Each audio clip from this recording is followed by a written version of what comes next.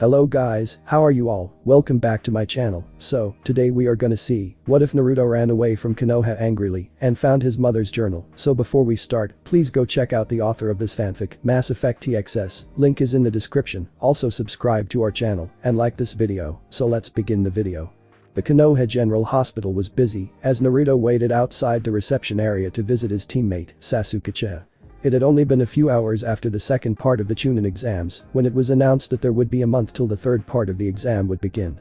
It was to allow the genin of the exam to prepare themselves for their upcoming battle, to hone their skills and master their techniques. It also allowed the village of the Hidden Leaf to prepare for the arriving dignitaries that would be in attendance for the exam. Both to evaluate the skills of the shinobi of the respected village and, as a form of entertainment. Naruto was ecstatic that he managed to make it past the preliminaries and make it into the finals. But at the same time, he was also impatient to fight his opponent, mostly because he had a promise to keep. See, during the preliminaries, he witnessed the match between his former classmate Hinata Hyuga and her cousin from the same clan Neji Hyuga. During the match he had watched, as Neji continuously mocked her for her shy and meek nature, making her feel inadequate and hopeless, wanting her to give up.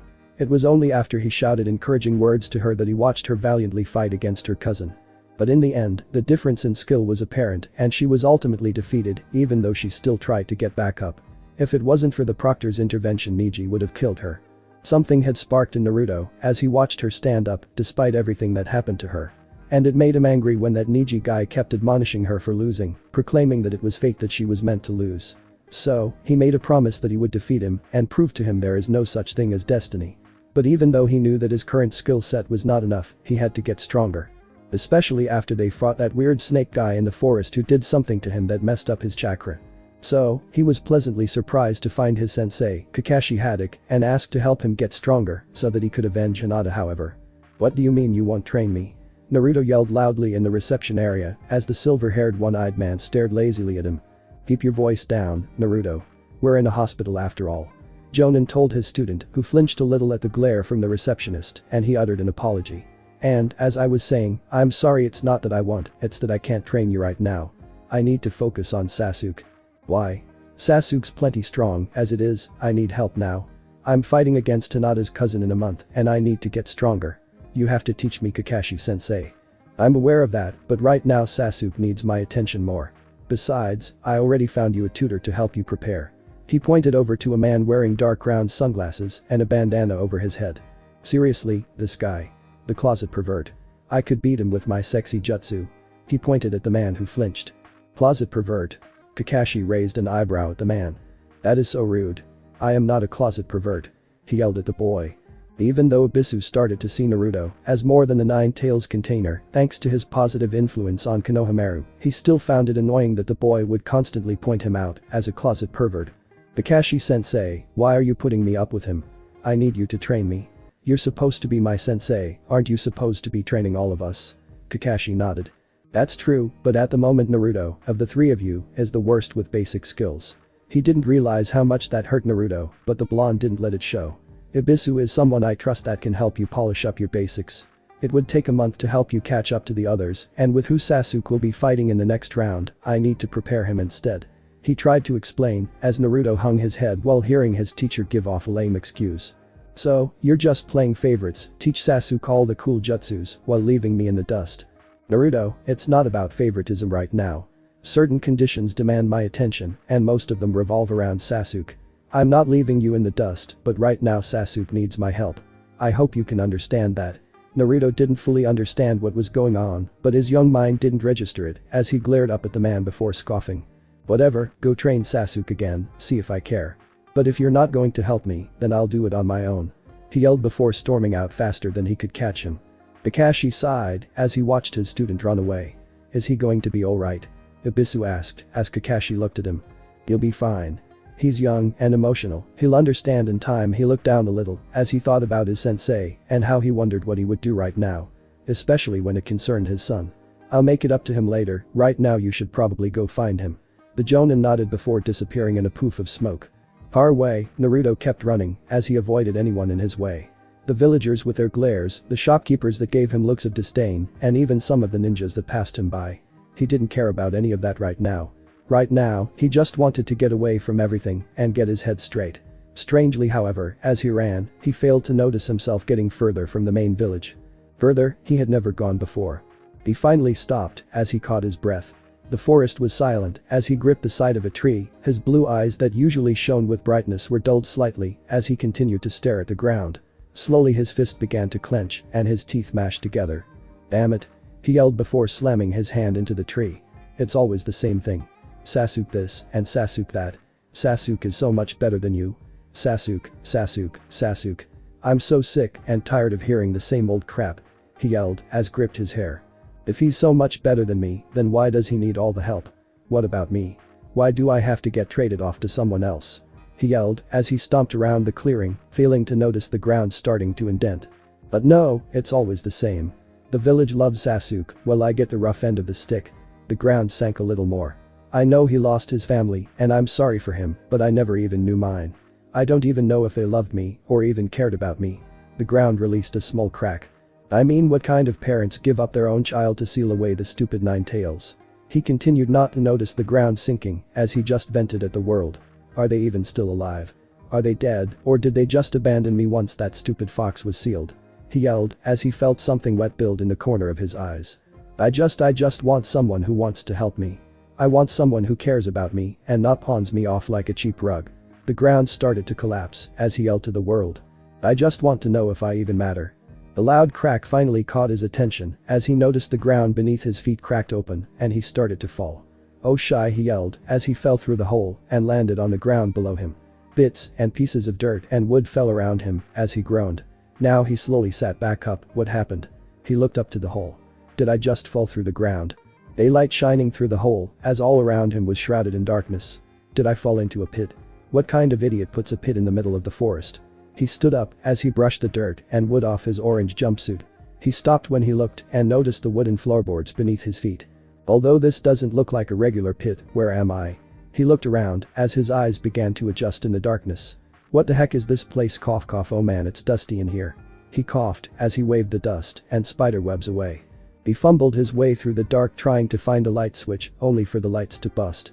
"Dang it, wait, I think I have a lighter here," he smirked as he fished around for the lighter he borrowed from the smoking store owner that refused to serve him. "Stupid old man." He smirked as he lit the lighter. The small lighter illuminated a portion of the strange place as he noticed that the place looked like a room with a bed, a tri-pronged kunai hanging off a string, a closet, and what looked like a large amount of sealed up boxes. "This looks like a home, but who has a home underground?" He walked around trying to find a way out. "Though it might be a storage area, oh man, this means I stumbled onto one of those Anbu things, haven't. Geez, I gotta get out of here before the old man gives me another earful." He spotted what looked like a door as he smiled. "There. Now to get out of here before those Anbu." He started walking before he accidentally knocked over one of the boxes. "Oh, man. I'm going to be in so much." He trailed off as he noticed a small leather-bound book on the ground. Though it wasn't the book itself that caused him to pause, it was the name written on the cover, especially the last name. Kushina Uzumaki. Uzumaki? But that's my last name. He bent down as he picked up the small journal. The leather felt old and worn, but at the same time, he felt something else towards it. Where were there other Uzumakis? Why didn't the old man tell me? He held the journal in his hand as he morally fought with himself. "It's not mine, I should probably put it away." He placed it down and started to walk to the exit. But his curiosity stayed at his feet as he looked back to the small journal as the light landed on the name. "Still, I guess one little peek wouldn't hurt. After all, if there was another Uzumaki, maybe it can tell me about my parents." He walked back over as he picked up the journal. He walked over to the chair and found a candle as he lit it and sat down. Opening the pages of the old worn-out journal and began to read. February 15th, Diary of Kushina Uzumaki. "Dear Diary, Mama and Papa said that I have to move from Yuzushiogakure to Konohagakure next week. They said it has something to do with Mito Abasama and that my chakra was special. They didn't say what it was, only that it was important. I don't want to leave my home, but with the war going on, Mama and Papa believe I will be safer in Konoha. And to be truthful, I would like to find some more daily peace than having to worry about the war reaching Yuzushiogakure. Who knows, maybe I can be a Kunoichi in the Hidden Leaf. Wouldn't that be something? I have to go. Mama is calling me. I will return later." Naruto read the words as confusion was evident on his face. Yuzushiogakure? I never heard of such a place. Was there a whole clan of Uzumakis? What happened to it and why didn't the old man tell me about it? He continued reading as the date became longer. February 25th Diary of Kushina Uzumaki. The day was my first day in Konoha and I enrolled at the Ninja Academy. I was so nervous today that I shouted that I would become the first female Hokage. A lot of the other kids made fun of me because of that. Then they made fun of my red hair and my round face, calling me tomato. I didn't like that, but for now, I'll just ignore them. There is this one kid in the class that I don't understand. He stood up and said that he would become Hokage too. He's a little weird and looks kind of like a wimp. I think his name was Minato or something, but I didn't catch it. Hopefully, I don't have to worry about him making fun of me. Tomorrow I'm going to meet with Mito Abasama. I wonder why. I'm sure it's nothing to worry about. Minato, where have I heard that name before? There's a bit of a gap in this one, Naruto noted as he continued reading. March 3rd Diary of Kushina Uzumaki. Hey, sorry for the absences but I found out what it is I'm here for. I'm still trying to get my head around it, but it turns out that I am to become the next Inchkriki of the Nine-Tailed Fox. Naruto nearly dropped the journal in shock. What? The Nine Tails? But I have the 9 tails. He looked down at his stomach as he felt where the seal would be. But that doesn't make any sense. The 9 tails didn't attack the village until the day I was born. Why was it already here? What else does this say? He wanted to know answers to his ever-going questions. It turns out that Mito Abasama is getting too old to be the 9 tails Inchkriki, so they must pass it on to me because we share similar chakra. I've heard stories about the 9 tails.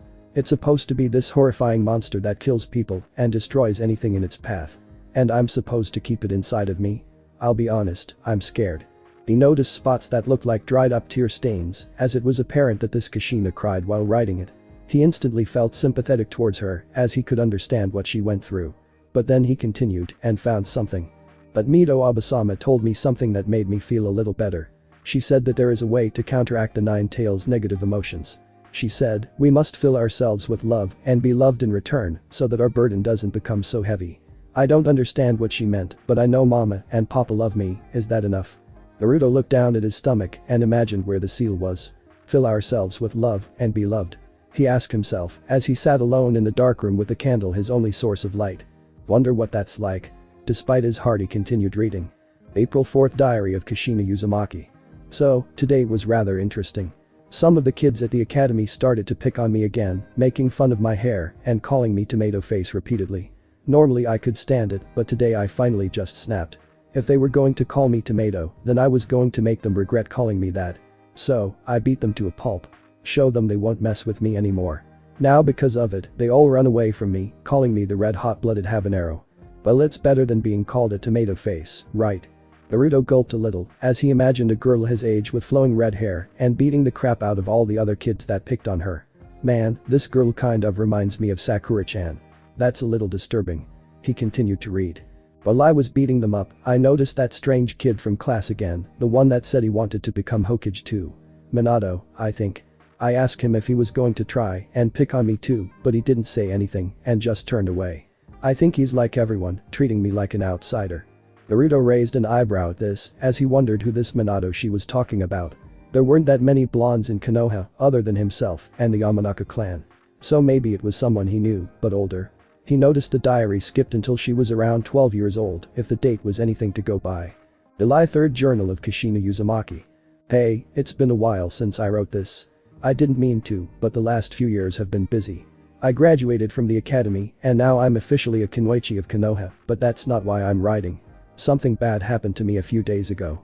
A few days ago, I was kidnapped by ninjas from Kumagakure, village hidden in the cloud. Naruto gasped a little when he read this and wanted to know more. Even though it was obvious that she made it out okay. They were after my special chakra and the 9 tails that sealed inside me. I won't deny that I was scared. They broke into my home, tied me up, and dragged me out of the village. I tried to resist, but they hurt me if I tried to fight back. There wasn't much I could do. I tried leaving a trail for someone to follow by using my hair.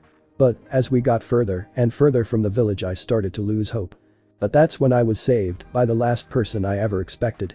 I didn't even see it happen, but he took out all the Kumo ninja before they could even react.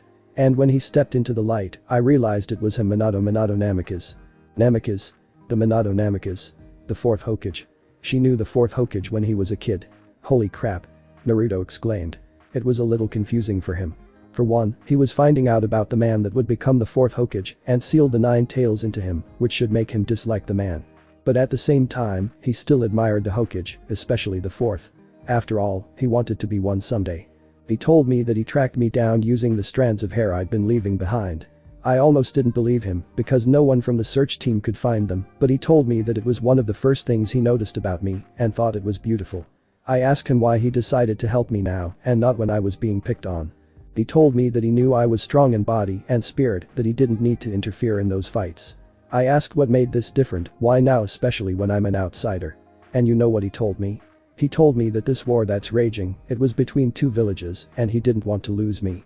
And, as for being an outsider, he said I lived in the village, which made me one of them. At that moment, Minato looked like an amazing shinobi in my eyes. I felt like that I would always be safe with him and that I would want to be by his side. I think I may have a crush on him. Naruto blushed a little when this Kushina woman announced that she had a crush on a fourth Hokage. This is feeling a little personal right now, I should probably stop. He was about to set the book down when he noticed something that was roughly 15 years later or so. July 3rd Journal of Kushina Uzumaki. Hello, it's been a while since I wrote this thing. But I have some amazing news. Minato and I are getting married. After dating for 2 years, Minato finally proposed to me. It was one of the most romantic gestures I had ever seen. He took me to the top of the Hokage monument and we sat on top of the Sandaime Hokage's head. We just sat there and watched the whole village until Minato managed to ask the question. And of course, I immediately said yes. Uzumaki impatience, I couldn't wait. Was Yondaime married? I didn't know about Uzumaki impatience. He continued reading as the candle's light flickered. I have unfortunately decided to step down from trying to become Hokage. I'm not saying give up cause that's not what Uzumakis do. As much as I want it to happen, I am still technically a citizen of Uzushiogakure, even though it's long since been destroyed and because I wasn't born in Konoha. But I am a shinobi of the Hidden Leaf and I will always be ready to serve her when the time comes. Naruto smiled a little at this, seeing that even though her dream of being Hokage couldn't come true, she still wanted to protect the village hidden in the leaves. And learning a little something more about the Uzumaki clan. Which made him wonder what would happen if he couldn't reach his dream of becoming Hokage. Besides, I think Minato might have more of a shot of being Hokage than I ever will. He mastered the sealing techniques of my clan really well and got recognized as a seal master, which is impressive, and my clan was famous for our sealing ability. Though I may have given him some pointers. On top of that, he has just been assigned his first genin team. I've met them and they are so cute. I think all have great potential to become amazing shinobi. Their names are Rin Nahara, Obito Uchiha, and Kakashi Hatake. Kakashi? Does she mean Kakashi Sensei? I didn't know he was trained by the 4th Hokage. Oh man, that means he must know all the 4th Hokage's secret ninjutsu. Which he's probably just going to teach them all to Sasuke, he grumbled before blinking. Wait, Sensei had a team? Why haven't we met them? He asked, but continued to read. Rin is so cute. If I ever have a daughter, I'd want her to be just like Rin. She's got a good head on her shoulders, so I know she'll keep the other two in line. And Kakashi, he is so talented, he made Jonin at such a young age. But acts a little too serious, and I think he could afford to be a little laxer. Naruto gave a disbelieving look as he constantly thought about all the times Kakashi turned up late with a lame excuse. And finally, Obito, well, there is a lot he needs to fix up. He acts like a little half-pint most of the time. He trips over most of the time, can't throw a shuriken, and his jutsu setup needs more work, but honestly, he's my favorite. His bright and cheerful personality and his outgoing attitude deepen the team and those around him. If Minato and I ever had a child, I'd want him to be just like him. A child that values friendships and has a cheerful spirit with a will that can't be broken. I just hope this war ends soon, and I hope one day that my children can learn from them. Naruto didn't know why, but something about Kushina's words resonated with him. It was strange, it was like she was describing the type of person he was. But why, who was this Kushina Uzumaki, and why did reading this journal make him feel so sad, but also happy? He continued to read, wanting to know more. Hey, it's been a while. Something terrible happened when 2 of Minato's students were killed in action. First was Obito, who sacrificed himself to save Kakashi from falling debris at Kanabi Bridge. Then, Rin died shortly after she had been kidnapped by Kurigakure. According to the report, she had been forced to become the Three Tails Jinchuriki, and they planned to activate her once she was back in the village. She knew this and sacrificed herself to prevent it from happening. Kakashi hasn't been the same since. He lost both members of his teammates in such a short period. I can't tell how miserable he must be. And I can tell that Minato is taking it just as hard. It reminded me of when I learned that Uzushiogakure had been destroyed. All those deaths, all those sacrifices, over a meaningless war. One just hope that we learn from this and never forget the men and women who sacrificed themselves for Konoha and always remember their devotion to the will of fire. Naruto held his head down when he finished reading the last sentence.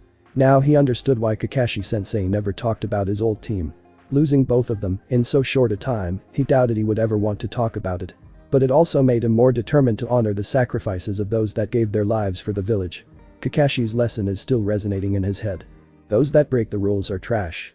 But those that abandon their comrades are worse than trash. I guess I still have a lot to learn about being a ninja, huh? He asked himself as he started reevaluating his own goal. The reason he wanted to become Hokage was so that he could get people to notice him more, so they would stop giving him those glares he felt upon him. But was that good enough? Was that really why he wanted or even should become Hokage?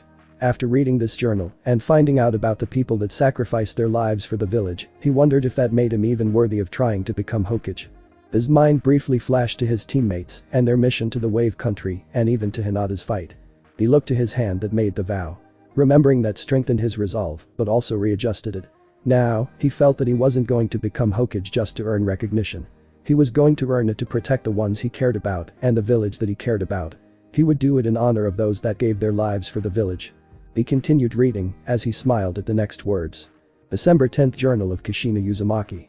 It finally happened, Minato has been named the Yondaime Hokage, his dream and mine finally coming true. He looked so happy, so proud standing before the village as he vowed to protect it with all he had until he finally achieved his dream. And I fulfilled my new one, to become the wife of the Hokage, you know, so I can keep Minato from doing something stupid. Naruto chuckled a little at this. But that's not even the best news. Recently I was feeling a little under the weather. I thought it was just the flu, but the sickness just kept going every morning. So, I went to the doctors and she confirmed something wonderful. I'm pregnant with Minato's child. Naruto noticed another set of dried tear marks. But from what he read, they weren't tears of sadness, but joy. But it raised a question. The fourth Hokage and this Kushina lady were going to have a child. But what happened to it? You'd think something like this would have been public knowledge. What happened to the child? He continued reading while having a strange feeling in his chest. April 3rd Journal of Kushina Uzumaki. Due to being pregnant, I've decided to take an official leave from active duty. I keep up my ninja skills, so don't worry about old Kushina getting rusty. But we had a visitor today, Minato's old master Jiraiya-sensei, or, as I like to call him, the pervy sage. I swear how Minato wasn't corrupted by his perverted influence, I will never know. He wanted to come by and visit his former pupil and get an opinion on a book he was writing. Which wasn't one of those perverted ichicha novel trash he usually writes. Those books Kakashi-sensei reads. Naruto thought, thinking about the orange book before returning to the journal. He honestly believes that it wasn't any good, but Minato and I liked it. It was a story about a ninja that never gives up and never backs down. That was the kind of person we want our son to be. Turns out we're having a baby boy. A little baby boy that will carry on our hopes and dreams. And now thanks to Jiraiya, who we've decided to make his godfather, we've got the perfect name for our son. Naruto. He dropped the book in shock, bolted from the chair, his eyes wide with shock and disbelief as he stared at the page and his own name written inside. His hand shaking and his breath labored as he shook his head. No, that can't be right. It can't be true. I can't believe that his mind refused to believe the fact. He was the son of the fourth Hokage. He was the son of the same man that sealed the nine-tailed fox inside him, the same man that had inadvertently caused him a life of isolation and loneliness with very little to care for him, and he was the man's son. And this woman, this Kushina Uzumaki of a lost Uzumaki clan was his mother. But if I'm their son, then why did he narrow his gaze as he thought of only one person that could have possibly known the truth? The one person he asked multiple times about his parents and only ever received vague answers. The third Hokage. Snatching the book up and snuffing the candle out, he marched his way out from the bunker. His heart was still hammering in his chest as he went to confront the man that had lied to him for years. Hokage Manor Office of the Hokage. Sarutobi sighed as he continued to file off the reports for the Chunin exam. Paperwork, the true mortal enemy of the Hokage title. He could never understand how his predecessor and successor, the second and the fourth Hokage, figured out how to deal with the dreaded enemy. He also had to deal with the council, his former teammate now advisors, and keep an eye on Danzo's little schemes that he was no doubt working on. Not to mention the troubling report that Orochimaru may have returned to seek revenge on the village. If not for the report that the last Uchiha had received a curse mark was any indication of his return. The fact that these reports coincide with the Chunin exam was concerning. Which was why he had just assigned Heiicheken to observe one of the examinees that may have a link to Orochimaru, Kabuto Yakushi. Hopefully, he could uncover something and prevent whatever Orochimaru was planning. He sighed as he set his pen down and looked over to the photographs of the previous Hokages. His gaze resting on the final image as he stared at his successor that was taken from them too soon. Minato Namikaze, the fourth Hokage. While his reign was short, he had proven to be more than capable of the job, especially when he sacrificed himself to save the village during the Nine Tails attack. An event that was still a mystery. They had everything in place to prevent the Nine Tails from escaping, yet the reports indicated that somehow information was leaked and someone had interrupted the proceedings, releasing the Nine Tails from its previous host. But why? If they had the beast, why not escape with it? Why release it? To destroy Konoha. A lot of it was a mystery, one he hoped Jiraiya would find out as he gathered information. As he thought about Minato, his mind also drifted to Kushina and the child that they had left behind. Their sacrifice had saved Naruto's life and the village's, but robbed him of the parents that would have loved him. He knew he should tell him about his parents, but his father and mother had many enemies. If they had learned the fourth Hokage, aka the Yellow Flash, had a son, and there was a true blood son of the Uzumaki clan still alive, they would do anything to get revenge on them by going through their only child. He was only thankful that Naruto was born with his father's hair instead of the trademark red that identified all Uzumakis. He had made a promise to keep him safe. Even if it meant keeping the truth from him. Old man. His attention was returned to reality as the door was busted open and said boy came barging in while struggling to escape the grasp of the two stationed to guard him. We need to talk to an old man. We told you, you can't come in here. Lord Third is very busy right now. One of the Chunin barked as Naruto barked back. And I told you I don't give a damn. I need to talk to the old man right now. Get your hands off me. Hey. Don't grab it. Naruto yelled. Sarutobi sighed as he rubbed his aging forehead. The boy is much more like his mother than his father. He thought as he returned to his paperwork. What is Naruto? Normally I wouldn't mind the distraction, but I'm a little busy planning the second half of the Chunin exams. Whatever it is you have to talk to me about can wait until after the. It's about my mother, Kushina Uzumaki. His heart dropped into his stomach when he heard that name as he looked back up to the boy who was glaring at him with a look of betrayal and anger while clutching a small leather-bound book in his hand. Where did you go? He stopped when the Chunin holding Naruto gave him confused looks as they switched between the young Uzumaki and the aging Hokage. The old man sighed as he gestured to them to leave. That'll be all, I'll take it from here. He told them as the Chunins looked confused but obliged all the same.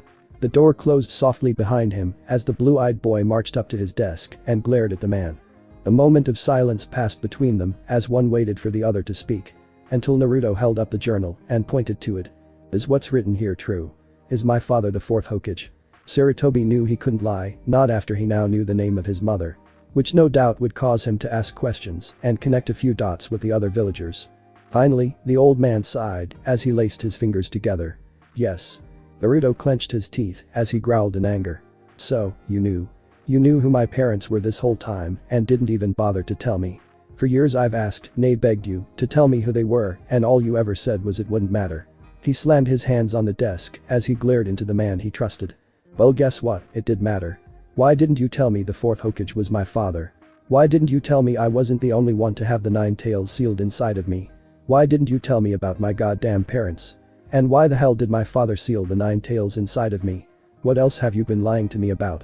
Sarutobi didn't respond, merely listened to the young man venting in front of him. He sighed before addressing the child. Naruto, it's not as simple as you think. It is simple. It was so goddamn simple. Who were my parents? A simple question you could have answered just as many times as I asked you. Naruto, you have to understand that your parents had many enemies. Your mother's entire homeland was destroyed by a combined effort from 3 other nations.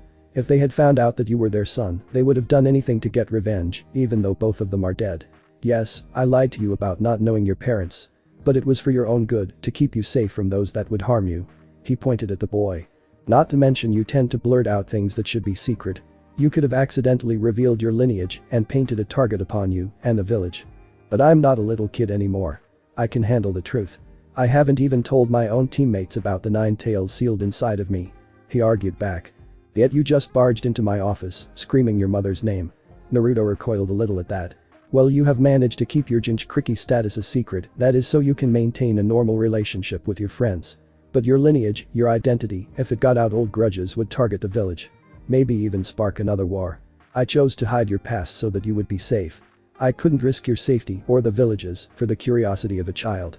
He reasoned as Naruto shook with anger until snapped his head up as tears gathered at the corner of his eyes. But that's not why I ask you about my parents. I don't care that mom and dad had enemies. I didn't care if they were famous or not. I just wanted to know, he paused as he held back his growing tears. I just wanted to know something, anything, about them. Something to let me know that they actually loved me and didn't just abandon me, as the villagers claim. His shoulders sagged as he hung his head. I just wanted to know that someone out there wanted me. Sarutobi looked at the boy as he, for the first time in years, had a look of pure sadness and hopelessness on his otherwise cheerful face. He had thought that by denying him the knowledge of his parents, he was keeping the boy safe. But now he realized that all it had done was bore a hole in the boy's heart, which made him feel as if he was unloved in this world when his parents loved him before he was even born. Especially as he received scorn and isolation from the villagers. It was then that realized that he should have told him in secret, at least let him know that they loved him. Minato, Kushina, I made a terrible mistake. Sarutobi got up and walked over to the boy as he embraced him in a hug, slightly startling the lad. Naruto, your mother and father, they loved you so much, even before you were born. They loved you with all their hearts, so much that I know they would be so proud of you. All these years I thought I was protecting you for them, but instead, I was protecting myself from guilt. I should have been the one to sacrifice myself that day, at least then you would have had parents that loved you instead. I denied you what you truly needed in this world. Naruto felt tears stinging his eyes as he felt warm in the embrace. I'm sorry, Naruto. I hope one day you can forgive me. Naruto didn't say anything as he slowly returned the embrace. They remained that way for a few minutes before Naruto separated and wiped the tears from his eyes. Can you tell me about my parents now? I promise I won't tell anyone else. I just want to know what they were like. The old man sadly shook his head. I can't. Not right now, not while some still would want to hurt you, both inside and outside the village. Naruto hung his head. But I will tell you everything you want to know later in private. Naruto looked up a little as he nodded. Okay, can I at least know what my mom looked like? I know what dad looks like, but he trailed off as the old man nodded and moved to his desk, activating a seal he had hidden. Which produced a scroll that he unfurled and unsealed a small piece of rectangular paper. Here, he said as he handed the paper as Naruto realized it was a photo. His eyes slowly widened as he gazed upon the image of a beautiful woman with long bright red hair, violet-colored eyes, and a warm gentle smile on her face. She appeared to be holding onto her swollen stomach, as no doubt that she was pregnant with him. He felt small tears forming in his eyes as he now had a face to match the name of his mother. Your father took that shortly before you were born. I found it hidden in this room after their passing. He truly loved both of you, Sarutobi said as Naruto nodded, desperately trying to hide the tears that were running down his cheeks. Can I keep this? I promise I won't show anyone. He asked as the old man nodded. Sure, but make sure that no one else sees it. We can't have anyone connecting you two until you're old enough. He advised as Naruto nodded and placed the photo in the journal, knowing that he would keep it safe. Thanks, old Lord Hokage, he said with the only amount of respect he had ever shown the old man. A little shocking to the third Hokage. I promise to take care of this. But promise me you'll tell me everything later, okay? He asked as the old man nodded. Deal, now where did you find this? He asked as he pointed to the journal. Oh, on my sword I fell into this bunker looking thing out in the woods. I figured it was one of those ambush sites you told me to stay away from. He explained as Sarutobi nodded. Well, you're partially right. But that bunker was one of your father's. He had some built as a fallout shelter for you and your mother in case something ever happened to Konoha and he needed to get you two to safety. I had all their stuff moved there after their deaths. I'll probably have to get someone to fix it later. Naruto nodded at this. Now, shouldn't you be training? I assume Kakashi has some training plan set up for you? He asked as Naruto scoffed at this. Not really, he's spending all his time training Sasuke again and setting me up with that closet pervert, Ibisu. The old man raised an eyebrow. Ibisu? No disrespect, but Ibisu is not fully equipped to train someone like Naruto. His chakra reserves are far too massive for someone of his caliber to effectively train. And, as for focusing more on Sasuke, I know it's to keep an eye on the curse mark and help with his Sharingan, but I never would have thought that Kakashi would show favoritism. I'll need to talk with him later. I see, tell you what, I know someone that may be a better fit for you. He was your father's sensei, his name is Jiraiya. Jiraiya? I just read about him, he was supposed to be my godfather, right, so where the hell has he been? He asked with a slightly aggressive tone at the end. Something Sarutobi had to sigh at. Yes, well there is a reason for that, and I know you two will have some serious catching up to do. Naruto nodded. But I must warn you, your true heritage must remain a secret.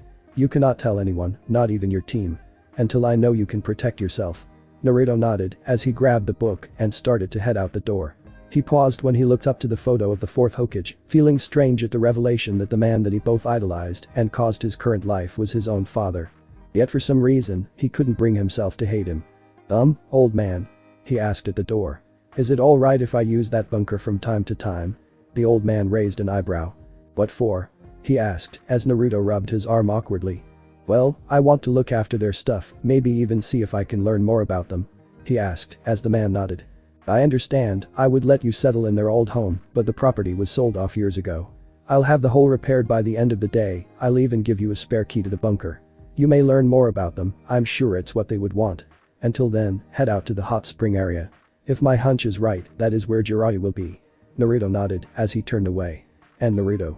He called out before turning to him. Don't be too hard on him, there are reasons we kept things from you. Some you may understand and some you may not. But know we did it for your safety. He said as Naruto pondered for a moment. I'm trying to be a ninja, right? I think my safety is the last thing I need to worry about. He said as the old man sighed.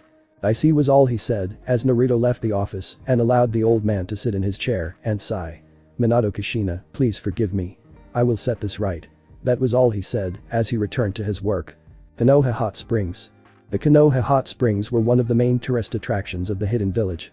Built shortly after the construction of Konoha, the hot springs were renowned for their rejuvenating abilities and peaceful atmosphere. It was here Naruto was in search of the man that was his father's sensei and his supposed godfather. Man, how the heck am I supposed to find him? He groaned out in annoyance. I don't even know what he looks like. In retrospect, maybe I should have asked the old man for a description. He mused as he stroked his chin. He chuckled a little as he looked down to the journal hidden in his jumpsuit. Uzumaki impatience, Mum. Okay, let's think, what did Mum say Jiraiya was like? Well, she said he was. He was cut off as he heard a perverted giggling coming from his right as he looked over to spy a man looking over the hot springs with a perverted look on his face. The man was tall, had long spiky white hair tied into a ponytail, red markings on his face, and a wart on his nose. He wore a horned forehead protector with a kanji for oil, a green short shirt kimono, and matching pants, under which was a mesh armor, arm guards, a black belt, traditional Japanese wooden sandals, and a red haori with 2 yellow circles on each side, and carried a large scroll on his back. Oh yeah. This is great material. He giggled as Naruto stared blankly. Ah, that's right, Mum called him pervy sage, I can see why. He then glared as he gripped his fist. Mum's journal said that this man is supposed to be my godfather. Is this what he was doing this whole time? Peeping on girls. He thought bitterly as he ground his teeth. He then grinned as he thought up a nasty idea. Hey. What are you doing peeking on the woman's bath? He yelled out loud for all to hear, startling the man and alerting all the women. Jiraiya snapped his head around in fright. Hey. Keep it down, you brat. He hissed, only too late as the women took notice. What? A pervert. Get that pervert. They heard as all sorts of bathhouse tools came flying over the wall. Managing to peg the Jiraiya. Damn it, brat. Ladies, please, it's all a misunderstanding. He tried to explain as they came rushing at him, belting him with anything they had. After which he was left in a bruised fashion. Thank you so much, young man, some of the girls thanked Naruto as he laughed. It's no big deal. I was just passing by when I saw him, I'll get rid of him for you. He said as they thanked him and walked away. He's out cold, might want to take him far from here, he thought as he then summoned a few clones and dragged him far from the bathhouse. Before dumping some cold water on the man's face. Jiraiya was coughing loudly as he woke up while Naruto looked down on him with a raised eyebrow. Boy, you dead? He asked as Jiraiya groaned and got back up. Nope, a man of my talent won't go down like this, plus their beating is nothing compared to Tsunade's, he groaned as he got back up while rubbing his jaw. He then turned and spotted Naruto as he hid his recognition. So, that's Minato's kid, he almost looks like him.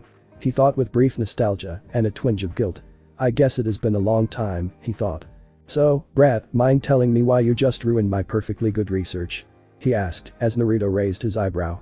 Research? He asked, playing along like had no idea who he was. Look to me like you were just peeking at women, you pervert. Ha. Far from it, you brat. For you see I am a writer, not a pervert. And peeping gives me the inspiration I need to write my famous novel. He proclaimed as he produced a copy of his book. Oh, my sensei reads that. Naruto acted surprised as he tapped his fist to his palm. I think it's just trash anyway, if you're the guy who writes it, you must not be that famous, he said as Jiraiya physically jumped backward. Trash. He yelled. Oh boy, he is Kushina's brat. Disrespectful to true art. He thought as he shook himself from his stupor. Excuse me, but this is not trash. This is my work of art. My crowning achievement. And I am far from a nobody, you disrespectful little brat. For you see, on top of being a super pervert, I am not just an inspiring writer. He then started to do a kabuki dance as he got into a pose. For I am the holy sage of Mount Myabokugama. The great toad sage of the Hidden Leaf Village. Master Jiraiya. He proclaimed as Naruto stared and then grinned. Oh. Yeah, I think I have heard of you. You're supposed to be the man who trained the fourth Hokage, right? He asked with enthusiasm as the man grinned and nodded. Which also means you're supposed to be my godfather, right? Seeing as both mom and dad got my name from your book, right? He asked as Jiraiya nodded. Before his face turned grim and shook as he stared at the boy with surprise. What did you just ga? He never got to finish as Naruto took the opportunity to punch him in the stomach, causing the sage to hunch over in pain. That's what you get for abandoning me. He yelled as the man doubled over. Is this what you've been doing for the past 12 years of my life? Peeking in bathhouses and writing trashy novels. If my parents were here, I'm sure they would give you such a thrashing. He yelled with pure anger as Jiraiya managed to get back up. Wait a minute, you know? He asked as Naruto nodded. But I thought the old man agreed. I found out by myself. Thanks to this journal I found about my mother. He yelled as he showed the old leather-bound book. I also found out that the man who trained my dad was supposed to take care of me in case anything happened to them. Well, guess what? Something happened to them and I haven't seen your hide or hair for 12 stinking years. He yelled as he then charged at the man. Whoa. Wait a minute. Jiraiya yelled as Naruto kept throwing fists at him, who avoided them. My parents trusted you. Believed in you. And this is how you repay them. By leaving their only child alone to defend himself. He summoned several clones as they attempted to dogpile the man. Just hear me out. He yelled as he dodged and flipped over the clones, dispelling them with fast movements. Shut up. I don't want to hear anything from an oath-breaker like you. He yelled, letting his emotions fully take over him. Where were you when I was growing up?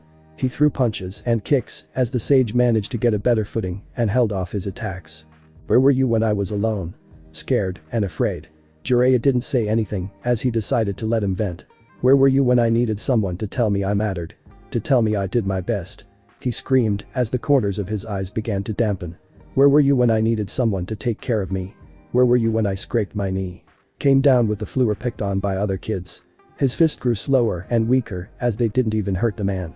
Where were you when I needed you the most? Where were you? His fists now just thumping on his chest as he slowly broke down. Jiraiya looked down with sadness in his eyes at the child before him. Where were you to tell me about my parents? By now he had been reduced to a crying child as Jiraiya stared at the young child that he was supposed to take care of. The guilt he had held in his heart weighed heavier that day than all the years he carried it combined. His arms slowly encircled around the boy's shoulders, bringing him into a small but meaningful hug. I'm sorry, I truly am sorry, Naruto softly said as he stroked the boy's blonde hair, another reminder of his lost student. I know that no words I say right now can excuse me for what I've done. And I have no doubt failed the promise I made to your parents. He said as the boy held his tongue and listened. But like your parents, I have a duty to the village. To keep an eye out for those that would wish harm upon the home I love. Just as your parents did when the Nine Tails broke free. He said as he held the boy at arm's length and kneeled to him. But I promise you, I will make up for my error and train you to the highest degree. I know it will take a long time before you can ever forgive me, but I'm hoping I can make up for it in time, he promised as Naruto stared at the man with tears in his eyes before wiping them away on his sleeve. Okay, he said, softly. It will take a while before I forgive you, but I should at least give you the benefit of the doubt. That's what my parents would do, right? He asked as the man nodded. But can you promise me one thing, he asked as Jiraiya blinked. Can you tell me what my dad was like when he was my age? He asked as the man nodded. I will, he said as they parted. Now, I suppose I should help you with your training, right? He asked as Naruto nodded, suddenly remembering his vow to Hinata. Right. I need your help. I made it to the semi-finals of the Chunin exam and I need to beat this guy named Niji. It's kind of a long story, but basically, he said some bullshit and I need to teach him a lesson. He said as Jiraiya nodded. I see, well, if I recall we have a month to get you trained up for the exam. That's not a lot of time, but I can work with it. Report back here tomorrow and we'll start your training first thing in the morning. He said as Naruto nodded before he glared. You're not going to turn up late like Kakashi-sensei, are you? He asked as Jiraiya chuckled. No, of course not.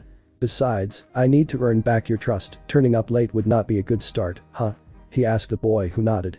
Now he then turned around as a perverted grin spread on his face. I got some pretty ladies to check out. He grinned as he started walking away.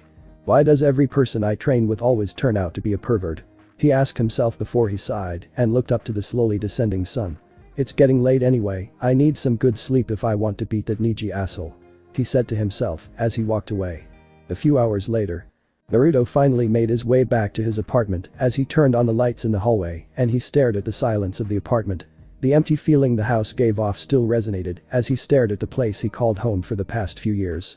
But in his mind, he suddenly imagined walking into a loving home. His mother greeted him as he walked in and his father sat at the table reading a newspaper before greeting and ruffling his head affectionately. He imagined a different life as they sat around the table and told stories about their day and feasted on his mother's home cooking. He felt the pain in his chest increase as tears began to build in the corner of his eyes and he slumped to the floor. Soft sobs escaped his lips as the walls he had built up over the years had come crashing down after so long and he let out the pain he held inside. Life was cruel and unfair. He had learned that from an early age. But today seemed to be both a blessing and a curse. He had found the parents that loved him and they had both been taken away. But he felt warm now as he imagined both his parents holding him affectionately as he cried his heart out. Life was unfair. But it's not like he was ever going to give up. He had vowed to become Hokage, to never back down and never give up. That was his ninja way. But he now also wanted to become the shinobi his parents believed he could be. To be the ninja that would inherit their wills and become the orange Hokage to honor the yellow flash and the red hot-blooded habanero of the hidden leaf. That was his ninja way. Sarutobi looked over his piles of paperwork as he sighed. Even after all these years and his dedication to his job, he still found himself hating this infernal paperwork. Oh, why couldn't I have retired, chosen someone else to become Hokage and live a more quiet life? He asked himself for the umpteenth time. But then, that wouldn't be his way. To be Hokage was to protect everyone in the village, to stand vigil and firm against whatever threat dared to harm the leaf. And with the recent reports of Orochimaru on the loose, especially during the Chunin exam, no one else would be ready to take on his fallen pupil. Still, I should have just retired and been done with this infernal paperwork once and for all. I swear it will be the death of me. He joked to himself. Don't say that, sensei. He suddenly felt the presence of one of his former pupils as Jiraiya sat on the edge of the windowsill. You've still got plenty more years left in you, he said as Sarutobi sighed. Jiraiya, it's good to see you again. How have you been? He asked as Jiraiya nodded. The same as always, going forth, doing this and that. Writing my next bestseller, by the way, sensei. He reached into his coat and brought out a copy of his latest book. Here's the next issue, Jiraiya said with a small perverted grin as the man blushed but still took the book. Thank you for the gift, he said as he coughed into his hand and hid the book in his robes. I assume you're aware Orochimaru is on the move, Sarutobi said as Jiraiya nodded. Yeah, I heard rumors that snake bastard was plotting something. The fact he was spotted here in the village again is not a good sign, he said as Sarutobi nodded. Indeed, we need to be careful. No doubt he plans to attack the village of his old birth, all because I denied him the title of Hokage, he guessed as Jiraiya shook his head. It was always more than that, sensei, and you know it. Those experiments, his disregard for his fellow ninja or life for that matter, he would have made a terrible Hokage. You made the right choice, Jiraiya tried to comfort his sensei who shook his head. And yet I didn't stop him. If I had, maybe none of this would be happening. He asked himself more than Jiraiya. He could still remember the day Orochimaru left the village and how the old man didn't strike down his once favorite student. In any case, we'll deal with Orochimaru when he moves. But right now I assume you're here about Naruto? He asked as Jiraiya nodded. Yeah, to tell you the truth, I was surprised the kid learned the truth about his parents, he said as Sarutobi nodded. So was I, but it seemed that Kushina had inadvertently left a gift behind for her son. I should have known her journal had contained sensitive information that could have leaked out into the open, but after their deaths, and with the village, as it was after the Nine Tails attack, I didn't consider it, he said as he sighed. Still, Naruto has shown more maturity than I gave him credit for. He took the news better than I expected and seems more driven now to become Hokage. Makes me think I should have told him about his parents sooner. He asked as Jiraiya shrugged. Maybe, and maybe I should have been around more for him, but it's too late to change that now. Jiraiya looked over to the portrait of his former pupil as he felt his eyes upon him. I messed up and didn't take my role as godfather more seriously. It's just every time I looked at him all I could see was Minato and Kushina, and it hurt, he admitted as he shook his head. Maybe that is just some lame excuse and I hope they can forgive me someday, he wondered as Sarutobi thought the same. In any case, I wanted to talk about Naruto. Seeing as he's going up against that Neji kid in the semi-finals, I want to help him get better. Make up for not being there for him when he needed me, he said as Sarutobi nodded. Good, I think Naruto will need your guidance now more than ever, he said as he handed the man Naruto's results from the Chunin exam. The young man is not as cool-headed as his father was, but he is just as creative. Not to mention the years he spent as a prankster have given him a unique cunning neither of his parents had. He tends to charge in, not coming up with a strategy at first, but proving to be able to come up with one on the fly. Impressive, but honestly not Chunin material at the moment, Sarutobi said, as Jiraiya nodded, as he looked over the file. I got that, I've got my work cut out for me, don't I? He asked, as Sarutobi sighed. Despite my best efforts, few would train the boy. Iruka was the only one that taught him anything, but that didn't happen till around Naruto's third year. And with my time being consumed with Hokage duties, there was not much I could do. Not to mention, with Orochimaru supposedly targeting Sasuke, I need Kakashi to train and focus on Sasuke for the time being, he lamented, as Jiraiya nodded. Boy, we messed up, didn't we? He asked his sensei, as the man nodded. We have, but maybe it's time we righted some of our wrongs and make sure Naruto fulfills his dream of becoming Hokage like his father, he said, as they both looked at the photo of the fourth Hokage. Early morning Naruto's apartment. Naruto woke up to a familiar ceiling and his eyes still stung from crying the whole night. It confused him before he took a few seconds to put the pieces together with the events of yesterday. Oh yeah, that's right. I found out who my parents were. Wow, that's going to take some getting used to, he thought to himself, as the knowledge of his parents was still a foreign concept to him. But it was also uplifting to know who they were and that they loved him so much. It even caused him to smile as he gripped his chest. Well, time to go meet up with Pervy Sage. I've got a month to get stronger so I can show Niji he's wrong about fate and junk, he said to himself as he got up from the bed and stretched with renewed enthusiasm as he donned his orange clothing from the closest. It was some of the only clothing he had, but it was all the stores would sell him. At first, he never liked it because it was all he could afford. All the other stores would charge him way higher prices for normal clothing. He also suspected that they were hoping his orange outfit would get him killed one day. But he had decided to just wear them and prove them all wrong. However, after finding out that his father was the Yellow Flash and his mother was the red hot-blooded habanero, it became something more personal to him. Although he thought to himself as he noticed some of the new holes he got from the preliminaries exam. I think I might need to update my wardrobe a little. I can't go around with holes in the back of my pants. Maybe dad has some old clothes I could use. I'll stop by the bunker later and see, he said as he grabbed his keys, secured his pouches to his body and grabbed his headband before tying it to his forehead. He looked at himself in the mirror as he for a moment imagined his parents were behind him. Hand on each shoulder as they smiled proudly at him. Before he never really imagined what his parents would look like, so they'd be a blur or random looking. But now that he had face to names, he could imagine what a life with them could have been like. And it hurt, but in a good way. They faded before he took out the photo from the journal in his pocket and stared at their faces. Dad, I promised to make you proud. He told himself before he hid the photo in the journal and exited the apartment. Rushing off to the waterfall to begin his training for the Chunin exam finals. It didn't take long for him to reach it as he spotted the white-haired man sitting under a tree, writing in a small notebook. Wow, you're here, Naruto said as Jiraiya looked up at the boy and chuckled. Of course, I said I was going to make up for a lot of lost time, being late would have been a bad start, wouldn't it? He asked as Naruto nodded. Sorry, I'm just used to Kakashi-sensei always turning up hours late. So, what are you going to teach me? One of my dad's awesome jutsu? One of his ultra-secret techniques, oh? Or maybe his secret ninjutsu scrolls that can be only unlocked by blood? He started getting excited at the possibilities. Water walking. Huh? Water walking, today you're going to practice walking on water, Jiraiya said as Naruto stared at the man. To be honest, I was kind of expecting something a little more impressive, he admitted as the man chuckled. You're so much like your mother.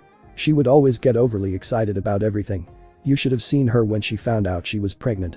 He trailed off when he saw Naruto grasping his chest as the boy felt a warmth in his chest as he was compared to his mother. It was nice. You have to remember you're still a genin kid. While yes, you are the 9-tails Jinchuriki and have more chakra than most your age, you are at the lowest level of being a ninja. Your father didn't become Hokage overnight, it took him years of training and mastery over the basics before he became the ninja he was. Heck, he even used some of the basics to create his most powerful jutsu. Everything starts with small steps, he told Naruto as he crossed his arms and huffed a little. I guess, he said before sighing. Okay, what do I have to do?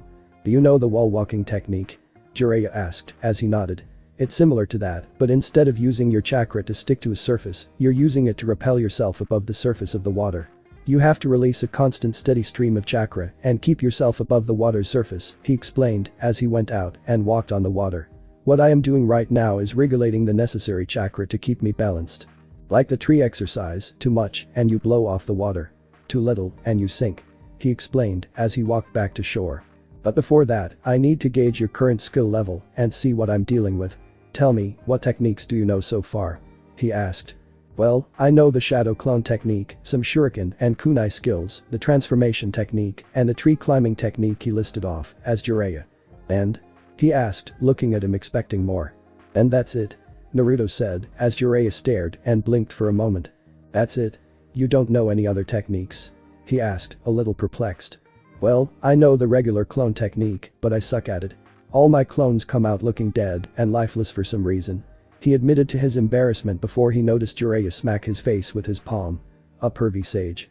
Are you kidding me? That's all you know? Back when I was a student, it was standard that genin had to know at least a few offensive and defensive types of jutsu before they could pass. What the hell is going on at that school? Arg. He groaned as he brought his hand down his face. Although I assume there weren't many at the academy that were willing to teach you, right? He asked as Naruto sighed and nodded. Yeah, the only one that was willing to teach me was Iruka-sensei, but he was busy most of the time, and I kind of didn't help with my pranks, and all he admitted as he rubbed the back of his head. Okay, we got a lot to make up for. More than I can probably get through before the finals. But for now, let's see if you can master the water walking technique. Jiraiya said as he gestured for the boy to walk on the water. Naruto nodded as he made his way to the water, but stopped when he remembered his mother's journal in his jacket and placed the jacket and journal on a rock. Not wanting to get the only possession he had of his parents wet. He then placed his hands in the familiar hand sign and focused his chakra on the soles of his feet. But instead of clinging to the water, he made them repel as he slowly took a few steps before he sunk into the water. He breached the water's surface, coughing out some water and making it back to shore. Damn it. Okay, let me try again. He yelled as he focused chakra again and stepped out onto the water only to fall in again. Damn it. And so he tried again. And again and again and again. You inherited your mother's stubbornness, I can say that much, Jiraiya commented with a chuckle as Naruto emerged from the water. But instantly he could tell that something was wrong with the boy's chakra. Damn it. He threw off his shirt and focused again. This time he managed to keep himself afloat with the water going up to his ankles as he grinned. Oh yeah. That's more like it.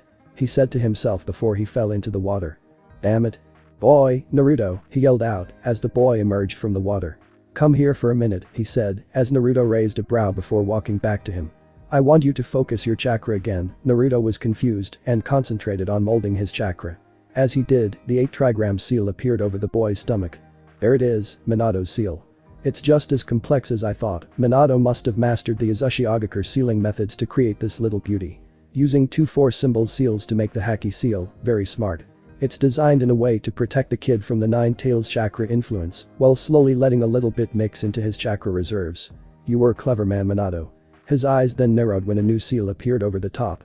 Ah, but someone recently overlapped it with a 5-pronged seal, an odd and even number seal, explains why it's disrupting the flow of chakra in Naruto's body. No wonder he's having trouble mastering the water technique with this one. But this is rough and unrefined, not Minato's style. No, from the handiwork, this has Orochimaru written all over it. He surmised as he prepared to remove the seal. Okay, are you done, old man? Naruto asked as Jiraiya shook his head. Almost, just raise your hands above your head, he told him as Naruto raised them above his head. Like this? He asked as Jiraiya nodded and suddenly summoned the 5-pronged seal release behind his back. 5-pronged seal. Release. He mentally yelled and slammed his fingers into Naruto's stomach, causing the boy to gasp out and suddenly fly away from the man. The seal on his stomach disappeared, leaving only the 8 trigram seal behind. Ah. What the hell, pervy sage? Why the heck did you do that? He yelled as the man held up his hands in surrender. Relax, I was hitting a series of pressure points in your stomach to help you relax. Now why don't you try it again, he explained as Naruto looked confused. Okay. He said as Naruto approached the water and focused his chakra on the soles of his feet. Huh, that's weird, my chakra feels normal again. He thought to himself as he carefully walked out onto the water's surface. Hey. I did it. He yelled out with glee as he started to dance a little on the water's surface. Jiraiya watched on with a small smirk on his face as his mind wandered back to his younger days when he trained the boy's father. Sure, Naruto wasn't like his father and more like his mother, but he had his heart. Okay, that's enough showboating. Now, before I continue training you, first we need to address something, he said as he kneeled to the boy. You are aware that you have 2 types of chakra, right? He asked as Naruto was confused for a moment before he remembered. Yeah, mine and the 9 tails, he said as he placed his hands on his stomach. My mother was like me. She had the 9 tails before me, right? He asked as the man nodded. That's right, it's one of Konoha's greatest and most closely guarded secrets since the time of the first Hokage. If you've read your mother's journal, then you know you are also not the first Jinchuriki of the Hidden Leaf, but also you are not the only Jinchuriki, he said as Naruto blinked. I'm not? He asked, shocked at hearing this, as the man nodded. Correct, I really shouldn't be telling you this, but since you found out about your mother and her former status, I guess it's only right to tell you. What you possess is one of the 9-tailed beasts that each of the 5 villages possesses. Konoha possesses the strongest of the beasts, the 9-tailed fox. Despite what everyone thinks, the 9 tails was here long before it managed to get loose years ago. During the Great Shinobi Wars, the tailed beasts Jinchuriki were often used as weapons against the enemy. But since it's more peaceful for the moment, it was decided that public knowledge of their existence was kept under wraps. At least here in Konoha, I'm still surprised you found out about it, Jiraiya admitted. Mum's journal told me about it. She was the 9 tails Jinchuriki before me. Did she ever master its chakra? Naruto asked out of curiosity. Not that I am aware of, your mother was more like a warden with the 9 tails, making sure he never got out. And before her, the first 9 tails Jinchuriki, Mito Uzumaki, was accordingly a powerful fighter and seal master, but not much is known if she ever used his chakra. Jiraiya admitted only learning about Kushina's status after her death, as Naruto blinked at this. Wait, Mito Uzumaki? I think I remember reading about her in the journal. Was she a relative of mine? Naruto asked, intrigued by the fact that before him and his mother, another Uzumaki was the 9 tails Jinchuriki. Sort of, she was the first Hokage's wife and heiress to the Uzumaki clan before they were wiped out in the Third Shinobi War. So there's not much I can tell you. But in any case, as a Jinchuriki, you have access to 2 types of chakra, yours and the 9 tails. Those that are hosts to tailed beasts possess powerful chakra. But with more power comes a greater need for control. Have you ever felt the 9 tails chakra seeping into you? He asked as Naruto pondered. I think so, I sort of remember the mission back at the Wave Country and then again in the forest. I blacked out and when I came to, the fighting was over. Naruto admitted as Jiraiya nodded. And how would you describe this chakra, what did it feel like? He asked as Naruto pondered thinking about it. Well, my normal chakra feels blue. But this one felt red and it made me angry, very angry, he tried to explain, but the earliest memories of using the 9 tails chakra were sketchy at best. Makes sense, your father designed the seal so that it would only leak out a portion of the 9 tails chakra in what I assume was a way for your reserves to adapt to his chakra. And from what I know, tailed beast chakra is potent. Very potent. I'd want you to try and draw out this chakra, but given your current skills and my lack of guidance with your education, he said the last part with regret. We need to get you to remaster the basics. The basics? I don't have time for that. I need to get stronger now. There's this guy I need to face in the semifinals, and I can't do that if I have to go over the basics again. Naruto complained as Jiraiya folded his arms over his chest. And who exactly are you fighting against? He asked as Naruto contracted until he could remember the name. The guy named Niji Hyuga, he said as Jiraiya nodded. I've heard of him, he's part of the Hyuga clan's branch family. They say he's a genius when it comes to taijutsu, he'd be quite a challenge for you, he summarized as Naruto gripped his fist. But I have to beat him. He hurt his cousin, Hinata, and I promised I'd make him pay for what he did, he said, as Jiraiya raised a brow. Interesting, you are doing all this for the clan heiress? He asked, as he got a small grin on his face. Do you fancy her or something? He asked, as Naruto raised a brow. What? No, I mean she's kind of weird, always quiet, and she can't seem to look me in the eye without her face turning red. I think she might have an illness or something. He pondered to himself, as Jiraiya slapped his forehead. Sage above, give me strength. But he smiled a little. She didn't give up, no matter how much Niji tried to put her down, and I respect that, he said, as he looked to his hand where he made the blood promise. The fact that Niji belittled her for it makes me mad, and I want to prove to him how wrong he is. So I need to get stronger so I can beat him. You get what I mean? He asked, as Jiraiya nodded. I get you, okay kid, we'll get you stronger, he said, as Naruto nodded. To do this, I'm going to be serious with your training. I'm going to train you to both relearn and master the basics and get you to gain some control over the 9 tails chakra, he said, as Naruto blinked. Gain control, is that possible? He asked, as Jiraiya nodded. It's happened before, some containers have been able to harness and utilize their tailed beast's chakra over the years. You will be no different, so to do that, I'm also going to teach you a special technique that should help, Jiraiya explained, as Naruto got bright-eyed. The special technique? Awesome. What is it? Naruto got excited as the man smirked and bit his thumb before going through a series of hand signs. Summoning jutsu? He yelled as a seal appeared on the ground and a large puff of smoke exploded out before Jiraiya stood on top of a large toad. Whoa! Naruto shouted in surprise. Summoning jutsu is a technique that can only be used if you have a contract with a certain lifeform. For example, your father and I both signed the toad summoning contract, which allowed us to summon toads into battle. Jiraiya explained as Naruto stared with awe. So cool. What does it do? Naruto asked with excitement.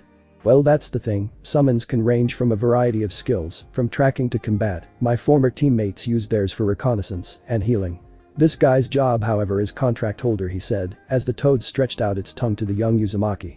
To summon these guys, you need to sign your name and blood on this scroll. That way you enter a contract with these guys to summon one. I want you to sign this so that I have a way to reach you in case of an emergency. Reach me how? Naruto asked in confusion as Jiraiya held up 2 fingers.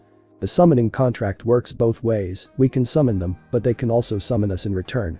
However, they exist in a place called Mount Mamboku, so you'd be brought there instead. But that part is more advanced for your level of training. This way, however, I can get the toads to summon you there in case of an emergency, got it? He asked as Naruto scrunched his face up a little. Kind of, he admitted as Jiraiya sighed and shook his head. Just sign the contract and then we can get started on summoning, he told him as Naruto nodded and unfurled the scroll. His eyes wandered over some of the older names written in dried out blood before they paused on the last name written. Minato Namikaze. His father. Naruto stared at the name as his hand brushed up against the stained blood and he imagined his father's hand being placed upon it. Jiraiya noticed this as he gave a small melancholy smile. Your father was my best student. He was almost like the son I never had. I know that if he was here today, he'd be proud, Jiraiya said as Naruto nodded, fighting back the tear that was about to fall from his eyes. It used to hurt not knowing, but now knowing who they are now, Naruto admitted. At least now I know that they loved me, Naruto said with a sad smile as Jiraiya placed a comforting hand on his shoulder. Kid, they loved you before you were even born, never forget what he said as Naruto nodded and bit his thumb and smeared his fingertips. He then signed his name and blood right next to his father's and placed his fingertips on the paper, completing the contract and becoming a part of the Toad Summoning Pact. Okay, so for now let's work on summoning. We're going to do this to see what you can summon with normal chakra, then we focus on relearning the basics. By the end of the month, I plan to have at least know 2 offensive jutsu, 1 defensive, and hopefully learn how to summon a proper toad into battle. I'm also going to have you work on some taijutsu practice. At this point, it's too late to get you to learn a whole taijutsu art form before the match, but it will look better to the judges if you don't just charge your enemy. Your strategy skills will be another thing to work on. From what the old man told me, you tend to just charge in. Although he has noted that you tend to come up with unique methods on the fly, so we'll work on that. On top of all of that, we're going to work on you tapping into the 9 tails chakra. You got all that? Jiraiya asked as the top of Naruto's head was steaming. He said with some level of certainty. Seems like a lot though. Well, your father did more than that before he became Hokage, so you have to be prepared to work hard, he said as Naruto nodded. I know there is no easy path to becoming Hokage. He then bit his thumb, copied the hand signs, and slammed his palm to the ground while shouting. Summoning jutsu. A large poof of smoke appeared, only to reveal a small tadpole. Jiraiya and Naruto both stared at the small flopping tadpole as both their eyes twitched before the tadpole returned to its home. This is going to take a lot more work than I thought, Jiraiya admitted as Naruto hung his head in shame. But at least now we know where you are at the beginning. All things have one, so training. Jiraiya tried to encourage the young man as Naruto looked up a little with some hope. Although your father did manage to summon a regular toad on his first try, he admitted as Naruto slumped again. But hey, this is not bad for your first attempt. And your father was a prodigy back then. Heck, the first time I'll admit I only managed to summon a tadpole myself, and look at me now. He said with open arms. The homeless pervert. Naruto quipped back as Jiraiya fell over. The sage. And a successful author. He yelled as Naruto chuckled a little, soon followed by Jiraiya. Well, it's getting late. We'll call it quits for today and pick it up again tomorrow, he said as he noticed the sun was going down. Come on, let's get something to eat, my treat. Yeah, I could go for some ramen right about now. Naruto perked up at the thought of his favorite food. Ha. Figures, if you're anything like your mother you'll have a huge appetite for the stuff, he said as Naruto's huge grin slowly morphed into a sad smile. Hey, he asked as Jiraiya looked back at him. Can you tell me more about them? He asked as Jiraiya started before nodding. Sure kid, let me tell you about the day they chose the name for you, he said as he led the child away. I was working on this novel and I wanted to show your father. I got the idea from some ramen, and his voice trailed off as they walked back to Konoha. Naruto listened intently as he heard more about his parents, what they were like, and what they wanted for him. It was the first time in a long time that he paid attention to something, and he never interrupted once. How could he? He was learning more about his parents in one day than he had in his entire life. No way he was going to miss any of it. Later that night, Bara of the Sand looked up to the moon as he once again had to suffer the effects of being an insomniac. A curse that his father had inflicted upon him ever since he sealed the one-tailed beast inside of him. Because of how the seal was designed, if he fell asleep, the one-tailed beast would take control and he would rampage across the village. The only thing that seemed to relax him was staring at the moon. But then, of course, he gets more anxious when the moon gets full. Suddenly he heard someone approach him as he looked down from his perch to see one of the sound ninjas from Itagakure, Dosu, steadily approach him. "Aye, shame, do you ever sleep?" he asked a red-haired teen who just glared at him. "I was hoping to catch you off guard in your sleep so that I can face Sasuke in the finals. I have my orders after all," he said as he rolled up his sleeve and revealed his sound gauntlets. "I know all about your sand attacks, do you wonder which is faster, my sound or your sand?" he asked as he prepared to attack. Bara just sighed in annoyance as sand began to form around him. "You're annoying." The sand took on a more monstrous form as it eclipsed the sound of ninja. And he gets more bloodthirsty when the moon is full. Dosu's eyes widened as the sand took on a monstrous form and he felt fear resonate in his soul. "What the hell are you?" was all he got to say before the sand destroyed him. All that was left of him was a mangled up corpse. From the distance, Kabuto and Baki watched as they watched the whole battle from start to finish. Kabuto smirked behind his glasses as he observed the one-tailed Jinchuriki. "So that's his true identity, impressive, even if it's only the one-tails," Kabuto observed as Baki raised a brow on the only exposed portion of his face. "Are you sure this was okay? He was a sound ninja, after all, your ally." Baki was a little concerned about Kabuto's lack of empathy towards his fellow sound ninja. It's fine, he had outlived his purpose and had no real chance against Sasuke, even if he somehow managed to beat Gaara, Kabuto said as Baki narrowed his gaze. "But I thought his purpose was to test Sasuke's abilities?" Baki asked as Hate hid from the pair from around the corner. After the incident at the hospital with the Anbu guards assigned to watch over Sasuke Uchiha, Hate visited his lover Yugao to make sure she was alright. After that, and the promise they made under the moon, he was then assigned to investigate the identity of Kabuto Yakushi, the man identified as the assailant by Kakashi Haddock. He managed to track him down to this location, where he seemed to be meeting up with a jonin from the sand village, Baki. He narrowed his gaze as he hid from the pair. "Oh, well, there's no need for that anymore. I had the task of abducting Sasuke-kun, but I failed," Kabuto admitted as Baki raised a brow. "Yep, and now they know I'm a spy for the sound," Kabuto seemed to proudly admit as Baki stared at the man. "That's not good news. If they found out you're a spy and find out about this meeting, our plan to crush the leaf will be effectively over before it can begin. I thought you were supposed to be Orochimaru's right-hand man. Yet you got discovered and still chose to meet up with me. Seems sloppy if you ask me," Baki said as Kabuto smiled before his eyes narrowed into a glare. "I let them find out about me. I wanted to see how they would react to this information and see how they would respond. After this, taking Sasuke won't be a problem at all," Kabuto informed Baki, grumbling in annoyance. "If it looks like you will fail, then the sand will withdraw. You were the ones who came to us, remember? The sand will only act behind the scenes, that is the will of the Kazekage," Baki informed Kabuto and nodded while Hate felt distressed. "Not good, and why are the sand and the sound allies?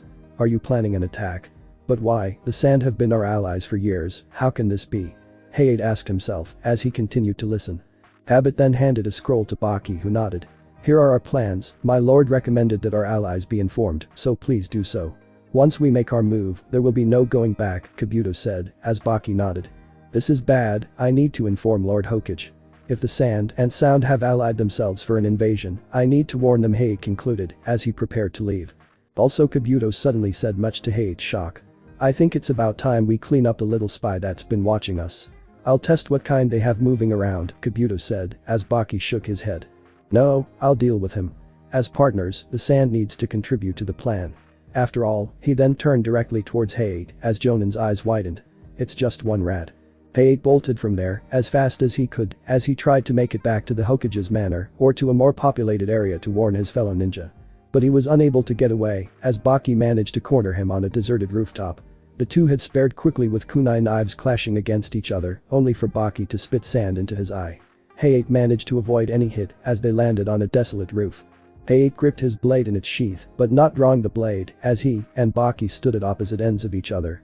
My Mr. Examiner. What are you doing out here so late at night?"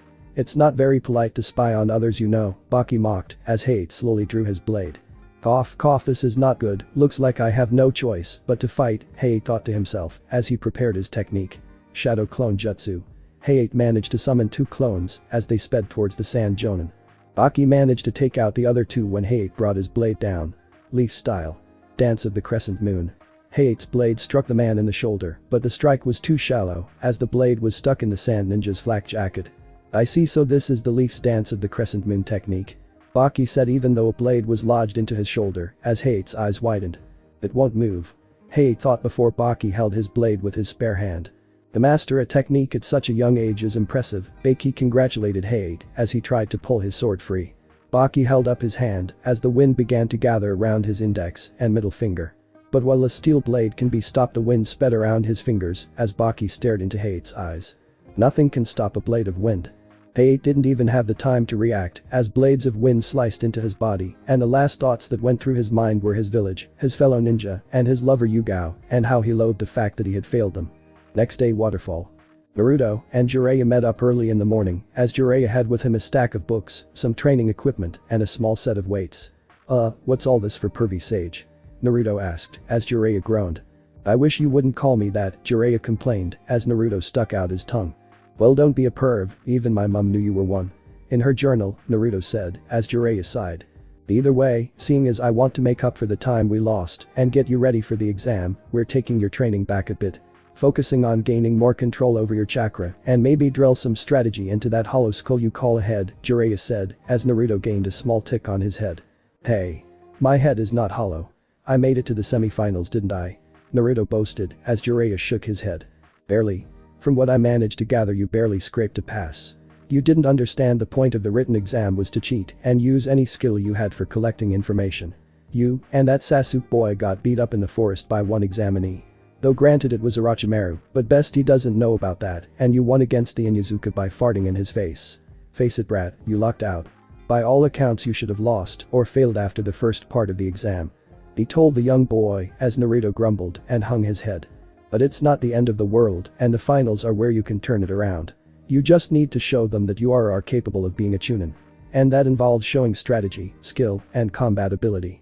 Whereas the first 2 parts of the exam focused on reconnaissance and survival, the final section will be the deciding factor. So we need to take this time to improve upon your weakness and polish up your strengths.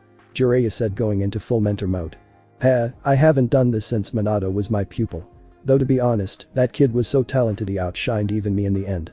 He thought to himself as Naruto picked up one of the books on strategy and already felt his brain was about to burst. Aw man, do I have to do this? He asked as Jiraiya nodded. If you want to get promoted, yes, otherwise if you don't you might find yourself having to do it again down the line. You wouldn't want that, would you? He asked as Naruto could only imagine not getting promoted because of his lack of studying. Ever since he was young he hated studying, all those books and long paragraphs and lectures bored him to death. Granted, he didn't have anyone around to teach him properly until Iruka, but he still never found the idea not all that appealing.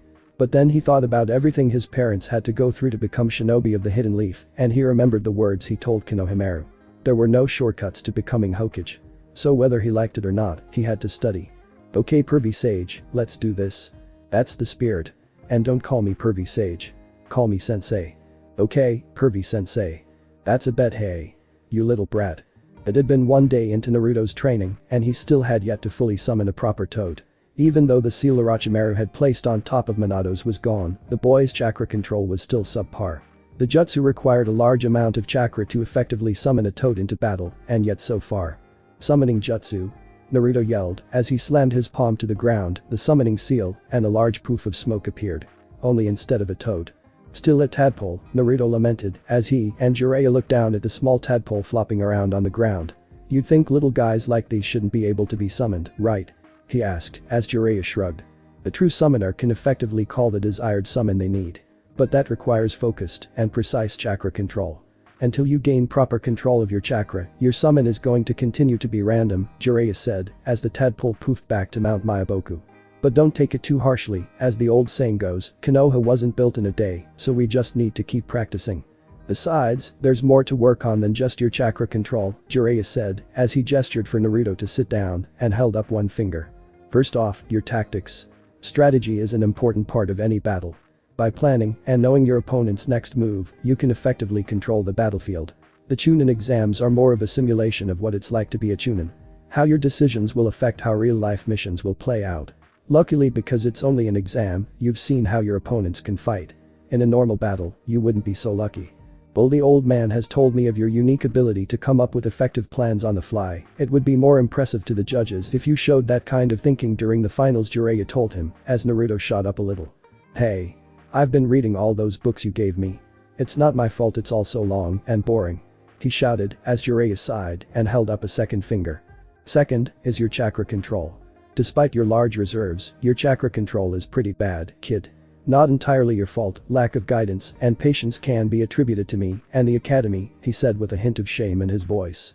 But it's also due to your large chakra reserves. The advantage of such larger reserves is that you can use a higher class of jutsu. It's why the normal clone technique doesn't work for you. Because you keep overloading the jutsu. But the downside is that having larger reserves means a greater need for control. He emphasized as Naruto nodded. Third is your jutsus. I know you only have the basics. Something I need to talk to the old man about. But at your age, genin should know at least some other jutsus. However, some of them are clan members, so they are more likely to learn from their clans. I can try and teach you other jutsu, but given the time we have left the jutsu wouldn't be all powerful. And I doubt I can teach you how to change your chakra nature in time to increase their effectiveness. Jiraiya lamented as Naruto raised a brow. Change my chakra nature? He asked as Jiraiya sighed. Let me guess, you don't know about chakra nature, do you? He asked as Naruto nodded and Jiraiya rubbed a palm over his face. Oh boy, I've got a lot to work with, he said as he shook his head. Okay, so you know the chakra is what powers jutsu, yes? He asked as Naruto nodded. Okay, good, well there are 5 basic elements that chakra can be molded into. Earth, fire, wind, water, and lightning. Well, people are born with either 1 or 2 of these elements. Until it's tested, you won't know what you'd be more capable of doing. Say you were born with fire chakra, you would be more capable of changing your chakra into fire, thus making you able to perform fire-style jutsu easier than say water-style.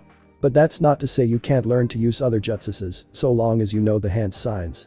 It's just more preferred to know how to change your element into that particular nature, and it takes more training. But, as you are right now, I can't teach you any such elemental jutsu until you have a firmer grasp on her basics. He instructed as Naruto looked confused. But Sasuke can use fireball jutsus, why can't I? He asked as he remembered Sasuke using fireball jutsu while Jiraiya sighed. He more than likely knows the hand signs and practiced that jutsu a lot when he was back in the academy. Plus, given he's an Uchiha, he would have been born with fire elemental chakra. The most common type of chakra nature in the land of fire. So it was easier for him. If I taught you such a jutsu, you'd burn through unnecessary amounts of chakra, he said as Naruto grumbled. Of course, it is for Sasuke that he grumbled as Jiraiya waved his hand. Relax, brat, I can still teach you a few non-element based jutsus, like ones that involve your shadow clones. Which appears to be your specialty, he said as Naruto got excited as Jiraiya raised his 4th finger. And finally, is your temperament, he began before Naruto tilted his head. My temper what? Naruto asked with a confused look on his face as Jiraiya sighed. Your temperament, your anger. From what I've gathered, you tend to fly off the handle sometimes and charge into a fight without thinking ahead. And seeing how you're revered up to fight this Neji, you're not going to be thinking straight. He stated plainly as Naruto stood up. But I have to beat him. He said all those horrible things to Hinata. I can't just let that go. Naruto argued as Jiraiya nodded. And I'm not, I think what you're doing for her is honorable and kind of cute actually, Jiraiya said as Naruto looked confused. A young man declaring that he shall battle the one that harmed a beautiful maiden. That's top grade reading material right there, he said as Naruto felt blood pressure form in his head. Shut it, pervy sage. He growled between his teeth before Jiraiya looked seriously at him. But what I'm trying to get at is that you can't rush into this battle head on. A good strategy and a cool head are better to have to go into a battle than one clouded by anger and resentment. Your father knew how to keep himself calm and collected at all times, and it's what made him one of the most feared shinobi in the lands. He said as Naruto stopped and looked towards the Hokage monument in the far distance as if he could just make out his father's head. My dad, huh? So strange to hear that, he said as he sat down while folding his arms and sighing. I guess you've got a point, pervy sensei, he said as Jiraiya nodded but felt his eyelid twitch at the pervy sensei comment. I'll ignore that, but anyway, don't fret. If I have this planned out right, I believe you can beat Neji in the finals and prove to him that fate is not as set in stone as he thinks it is. Jiraiya said, while mentally chuckling at the fact Naruto was supposedly the child of prophecy from the Toad's predictions. Okay, so, what should I do? He asked, as Jiraiya hummed to himself. Well, the first thing you need to know is your opponent. What can you tell me about the Hyuga?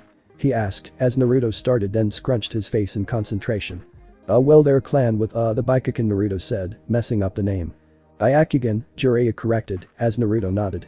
Right, and they can see chakra, I think. He tried to remember Kurenai's or was it Shino's explanation during Hinata's match against Neji. Correct, the Hyuga clan can see chakra using their Byakugan.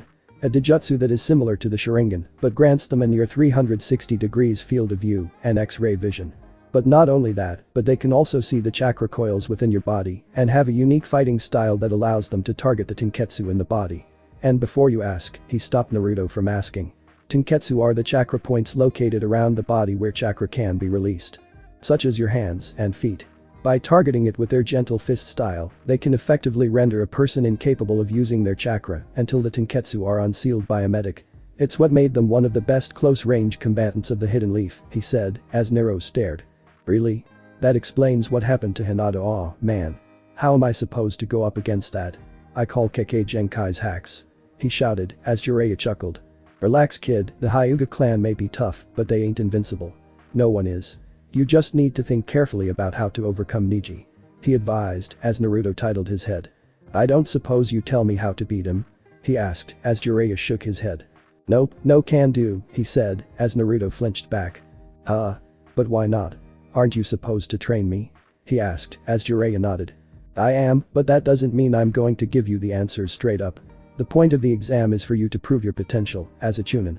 I can help you train and make you stronger, but I can't tell you how to win all your battles. That would be up to you, he said, as Naruto stared at him. That sounded really wise, Naruto said, as Jiraiya smirked. Of course it was, I am after all the great and gallant Toad Sage of Mount Myaboku. My wisdom knows no bounds, so sorry kid. But you're going to have to figure it out on your own. He said, as Naruto stared before he performed a simple hand sign. Sexy jutsu. Naruto placed his hands together and transformed into a sexy female version of himself. Jiraiya instantly had a nosebleed and nearly rocketed off from the blood loss. Gallant huh? More like perverted if you ask me, Naruto said as he transformed back while Jiraiya made his way back to Naruto. Interesting jutsu kid, though I doubt it will work on this Neji. He told Naruto as marveled at the perverted ninjutsu before a dark thought came over him. Wait, if Kushina was alive right now and she saw jutsu, he didn't need to finish that sentence. Anyway, let's go back to your training. We've only got 28 days until the finals. Not a lot of time, but we can't worry about that. Now, let's focus on some of the chakra control exercises. He flicked a small leaf onto Naruto's forehead as he craned his eyes up to the leaf. This is. I see you recognize it. It's the leaf concentration technique. You must have learned about this at the academy, correct? He asked as Naruto started chuckling nervously. Yeah, the thing is I kind of didn't pay attention when Iruka-sensei tried to teach it to me, he admitted as Jiraiya sighed. You are not making this easy kid, he said while rubbing the bridge of his nose. Okay, basically you have to focus your chakra on that leaf, making it stick to your forehead. It's a way to help you focus your chakra more, as well as to help you focus your mind. Which, as I've seen in the past few days, is pretty much scattered, he said as Naruto clicked his tongue in annoyance. DCH. I ain't scattered-brained, you pervy sage. He yelled. I told you to stop calling me that. But he stopped himself as he held up his hands and breathed in a calming breath. Look, we don't have a lot of time. We need to get you more focused, get better control of your chakra, and maybe even tap into the Nine Tails power. It's the only way you'll move up the ranks, he said as Naruto sighed and looked down at his stomach. The Nine Tails held a hand over the seal as he thought about the monster that had effectively forced isolation and loneliness on his life. Do you think I can learn to control its chakra? To be honest, I'm not sure, Jiraiya admitted that. Naruto hung his head. But your father must have believed you would. Naruto looked back up as Jiraiya was scratching his cheek. Otherwise he wouldn't have sealed it in you. The thing about your father, he always had a reason behind everything he did. Planned things and saw what needed to be done. He was a man ahead of his time and for some reason, he entrusted the future of the village to you, his son. Speaking a lot about his faith in you, he told Naruto as the young boy smiled softly, feeling a sense of warmth in his chest. Thanks, pervy sage, he said as Jiraiya just sighed. It seemed his mother's biological traits were too hard to crack. But he was glad to see the boy being a little happier, knowing just how much he meant to his parents. Alright, now for the next few hours, focus on the leaf concentration technique. After that we'll spend some time working on your Taijutsu, then on summoning, and finally tapping into the Nine Tails chakra, Jiraiya instructed, as Naruto nodded. Okay wait, then what are you going to do? He asked, as the white-haired man grinned. I'm going to go and do some important research, he said with a perverted grin slowly forming on his face. See you in a few hours my boy. He yelled as he dashed off to the hot springs. Naruto sighed. Typical Naruto sighed as he placed the leaf on his forehead and began to concentrate. He imagined his chakra flowing towards the leaf, similar to how he used his chakra to make his feet stick to the surface of the tree. He sat there amongst the quiet sound of nature, the gentle rushing of the stream, and the cool breeze of the spring air, silently blowing past him. He remained focused on this task, trying to keep himself focused. Which was hard considering his scattered brain and the small noises that kept bugging him. Like the birds, the occasional fish that jumped out of the water, to even the tiny critters climbing up the trees. He kept this up for an hour until… Damn it! Naruto suddenly yelled. This is so boring. He yelled, throwing his hands in the air. Why does this have to be so boring? He complained as he sighed. I should be learning a new jutsu or something if I want to be Niji. But here I am sitting on my butt trying to make a leaf stick to my head, he said as he lay flat on his back. I bet Kakashi is teaching Sasuke all sorts of cool ninjutsu, he bitterly thought of, as he could just imagine his teammate rival learning all sorts of new things while he was stuck relearning the basics. But he suddenly said as he looked through the tree leaves to the light piercing through. I think mom and dad had to do something like this when they were my age. I guess I really shouldn't complain. Suddenly his stomach began to rumble as he looked at his stomach. Aw man, it must be lunchtime. He sat up. I should go get something to eat, but I need to continue my training. Oh. I know. He crossed his fingers in the familiar hand sign. Shadow clone jutsu. He yelled as two clones appeared. Okay, go to Ichiraku Ramen and get some takeout ramen. He ordered as the clone nodded. You got it boss. The clone said as he turned to walk away. And don't you dare eat it. He yelled as the Naruto clone snapped at him. What? Aw, come on. Why not? Because for one, I'm the one that's starving. 2. You're just a clone, I don't think you guys can eat, so it would be wasted on you. Oh yeah, you got a point, the clone said before he grumpily jumped away. Leaving behind the original and the second clone. So what do I do? The second clone asked as Naruto chuckled. Yeah, I kind of need some company, and who better than myself? That sounds kind of sad, doesn't it? Yeah. Konoha village. Sakura was absent-mindedly walking around the village. She had just gone to see Sasuke in the hospital, but was told that no visitors were allowed. After she left, she began thinking about her progress during the Chunin exam.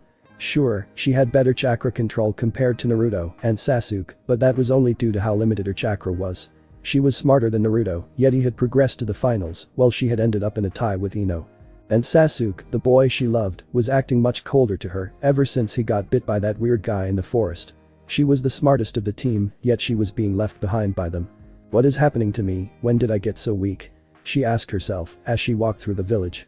Naruto and Sasuke made it to the finals, but if this keeps up, I'm going to seriously fall behind. I used to mock Naruto for being dead last, but recently he's gotten so much stronger, and Sasuke, she remembered back to the Forest of Death when the curse mark overtook Sasuke and he brutally beat up that sound ninja. Sasuke's been acting colder, especially after what happened in the forest. I'm worried about what will happen to him. She sighed to herself as she looked up to the sky. Maybe I need to work on myself. I've been so focused on Sasuke that I've let myself go as a ninja. And Naruto has gotten so much further than me, it seems almost impossible to believe. She remembered all the time Naruto would be arrogant or stubborn, seeing him as a little kid compared to Sasuke.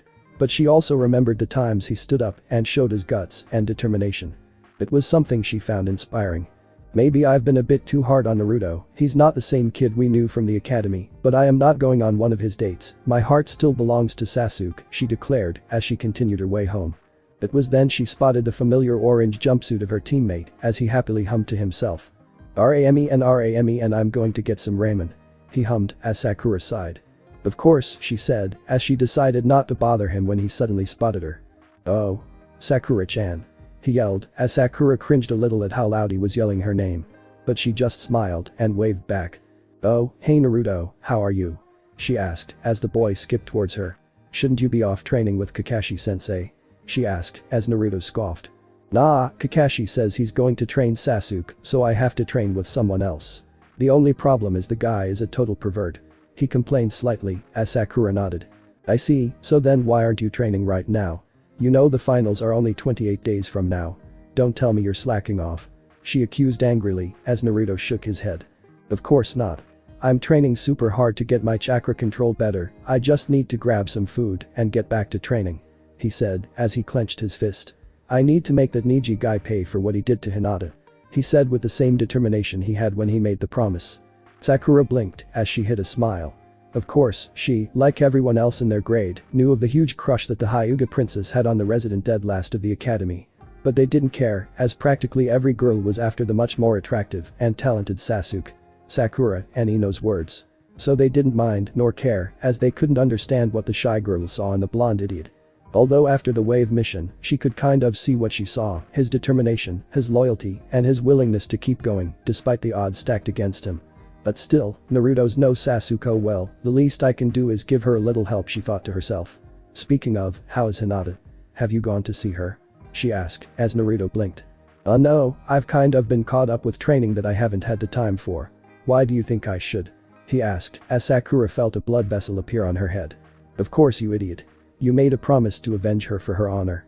And a maiden's honor is not something you should mess with. The least you can do is make sure she knows about it, you idiot. She then smashed her fist straight into Naruto's face as the clone disappeared in a puff of smoke. Huh? Sakura blinked as she stared at the spot Naruto was. Wait, that was a clone. Then, where's the real Naruto? Waterfall that moment. Naruto suddenly flinched as a rush of information went straight to his head and he remembered Sakura's fist slamming into his face. Gah. Naruto and his clone yelled. What the heck? Why did Sakura just hit me like that? It's not like I didn't want to visit her. He yelled. Yeah? Tell me about it. Why does she always have to be so mean about it? His clone responded as Naruto nodded. Before he and the clone paused and blinked in confusion. Wait, how did we know that? He asked as he turned to the clone. How did we know Sakura just hit us? We were here the whole time, well Sakura's in the village, but how did we do it? Naruto questioned himself as he tried to figure out what just happened. Did we just get the memories of the clone? Clone Naruto asked as Naruto shrugged his shoulders. I don't know, the scroll didn't say anything about that, Naruto said before the clone looked concerned. Well we did kind of skim some parts, he admitted as Naruto sighed. Yeah, you're probably right. We should ask someone to find out what it means. Naruto suggested. Should we ask Pervy Sage when he gets back? The clone asked as Naruto shook his head. He's gone of perving and we have no idea when he'll be back. And we both know I can't concentrate if I got this on my mind. Kakashi-sensei. The clone suggested before Naruto scoffed. He's off training Sasuke somewhere and I doubt he'd tell us about it. You know I think he doesn't believe we'll make it past Neji. But we'll show him. Naruto said with determination. How about the old man? The clone suggested the third Hokage. He might know what's going on, it was in the Forbidden Scroll after all. Maybe, but I think we shouldn't bother him as much. I'm still a little peeved that he kept secrets from us. Not to mention he'd be busy preparing for the exam. Plus I don't think the secretary likes us barging in all the time, Naruto said. How about that closet pervert, Ibisu? The clone asked as Naruto and the clone both shook their heads. Nah, they both said, as somewhere in the village, after being told by the Hokage that Jiraiya would handle Naruto's training, Ibisu felt a sudden jab at his pride. So who else could we ask? Naruto asked as he and the clone tried to put their heads together for someone they could ask about the shadow clone technique. Bunk bunk bunk ding. Ah. Iruka-sensei. They both shouted as Naruto stood up. He's a teacher at the academy and was the one that let me pass. He must know more about the shadow clone. He wagered as his clone nodded before dispelling. Alright. Let's go find Iruka-sensei. He shouted as he dashed from the training grounds. Ichiraku Ramen. Iruka Yamino sighed a breath of relief as he savored the smell coming from his ramen. It had been a long day, paperwork, grades, and the occasional disruptive student. None however were on the same level as Naruto. He thanked the sage for that. One of his students, Konoha Suratobi, had taken a shine to Naruto's determination to become Hokage. Admirable, but he had unfortunately also taken to mastering Naruto's perverted ninjutsu. One of the many prankster-level jutsus Naruto had created during his academy days. Speaking of Naruto, some days it was hard for anyone to believe that Iruka would be so calm and kind to Naruto. Nearly everyone in the village saw him as the demon fox and blamed him for the deaths of their loved ones, including Iruka's parents. But Iruka had long ago seen the truth that Naruto was just like him. A child orphaned by the Nine Tails and left without loving parents. He sympathized with him and wanted to be there for him when no one else would. He still remembered hearing how his team's initial C-rank mission had escalated to an A-rank mission and he worried about the young genin. Sure, he proved he had changed after the mission and was proud to hear that he made it to the finals of the Chunin exams. But he was still worried about him. Naruto was like a little brother to him, or maybe something more like a son, but he didn't fully know yet. Right now he was proud of all his former students that had made it to the final round and just hoped they would continue on their path to becoming excellent shinobi. Long day, Haruka? Teuchi asked as he and his daughter worked on making the next batch of ramen. Normally you would only come here with Naruto or if you've had long work hours. Must be because of the Chunin exams, right? He asked as Haruka nodded. Sort of, I'm both worried and proud of my former students. From what I've heard, Shikamaru, Shino, Sasuke and Naruto made it to the finals. I'm not surprised about the first three, but hearing that Naruto made it so far makes me feel proud of him even more, Haruka said as Teuchi blinked. Naruto made it to the finals. Well, the kid has a knack for surprising people, huh? Teuchi chuckled as Haruka chuckled as well. Yes, I admit I was surprised when Naruto made it past the second stage of the exams. But at this point, I should learn to expect the unexpected from the #1 hyperactive ninja of the Hidden Leaf. He looked at the broth as he recalled alone Naruto. Sitting on the swing as everyone avoided him. He certainly has grown up more than I could have ever imagined. He took his chopsticks and started to dig in. Haruka-sensei. Haruka jostled and choked somewhat on his ramen as Naruto burst into the stand. Haruka-sensei. I need to talk to cool, ramen. Hey old man Teuchi. Can I get a big bowl of miso pork? Naruto shouted as he suddenly got distracted and ordered ramen. Of course, he hasn't grown up that much, Haruka said as Teuchi chuckled. Right, 1 miso pork coming up. Teuchi said as he and Aomi got to work. Naruto grinned as he sat down on the stool. Haha. This is going to be so good. Naruto chuckled as he could just taste the ramen already. The bowl was set before him, the owners of the stand having long since known Naruto's patterns and prepared in record time. Naruto grinned as he broke apart the chopsticks and chowed down. Naruto, didn't you have something to ask me? Haruka asked as Naruto stopped halfway through his noodles to stare at his sensei before his noodle brain finished cooking. That's right. Haruka-sensei. I need your help. I gathered that much. What about Naruto? It's about my shadow clones. Your shadow clones? He asked as Naruto nodded. Yeah. See, while I was doing the leaf concentration training you taught me, I sent one of my clones here to get some ramen while I trained. But obviously, he never made it. He bumped into Sakura and she decked him in the face because I haven't seen Hinata in the hospital, Naruto explained. Hinata? Why would you need to visit her in the hospital? He asked as Naruto scratched his cheek. See, she lost during her fight against her cousin badly and he said a bunch of mean things to her. Saying she was weak and pathetic and I didn't like that. So I kind of made a promise I'd prove him wrong, Naruto said as Haruka nodded. Interestingly, I remember Neji from the academy. He was a top student and the rookie of the year like Sasuke was, Haruka recalled as Naruto scoffed. Of course he was, Naruto thought bitterly before he shook his head. Anyway, Sakura got mad at me and punched me in the face. But the strange thing is I was at the training ground while Sakura and the clones were in the village. So, how the heck did I get those memories? You must know something about that, right? Naruto asked as Haruka blinked. Of course I do, the shadow clone is a jutsu only Jonin and few Chunin could perform. But they aren't fully designed for combat. They were created for reconnaissance, didn't you read that part in the Forbidden Scroll? Haruka asked as Naruto looked away sheepishly while scratching the back of his head. Yeah, see, the thing is Haruka-sensei, I kind of skipped some parts. He chuckled nervously as Haruka sighed. Of course you did, alright, I guess I might as well give a brief recap. The shadow clone jutsu was created by the second Hokage, Tobirama Senju, during the early years of Konoha. Haruka explained. The second Hokage, you mean the stone face that's always scowling all the time? Naruto asked as he leaned out and pointed at the second Hokage's stone face. Haruka sighed as he shook his head at his less tactful word choice. Yes, Naruto, him. From what I recall, the shadow clone works by creating solid copies of the user, splitting their chakra evenly amongst the clones. Normally, a Jonin can only make about 2 to 3 clones because of the rapid depletion of chakra it demands. Not to mention the more clones the user makes, the less chakra they have in their reserves. But, I've made hundreds of clones. I've never felt my chakra reserves get low, Naruto said as Haruka nodded. Well, in your case Naruto, you have larger than average chakra reserves, so you seem to be able to bypass that effect. Although it may also have something to do with he trailed off as Naruto picked up the hint. The Nine Tails chakra. Anyway, back to the history lesson. The second Hokage created the technique to act as recon, to scout the enemy position or use as decoys and relay the information back to the user without risk of injury to the user. Think of it as a memory transfer from one clone to the original. I'm surprised you didn't notice already. He asked as Naruto thought to himself. Not really, every time I've used my clones was during fights. I guess I didn't notice because they were all in the same place. Naruto guessed as he titled his head.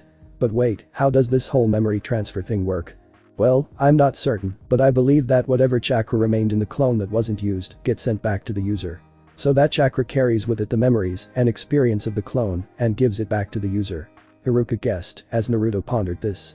Memories and experience, he thought to himself. Hey Iruka-sensei, what would happen if I train with my clones? He asked as Iruka paused. Well now I don't know. Iruka admitted. Something like this hasn't been attempted before, mostly due to the drain the clones have on the user. But could it be possible? Iruka took a moment to think about it. What are you thinking, Iruka-sensei?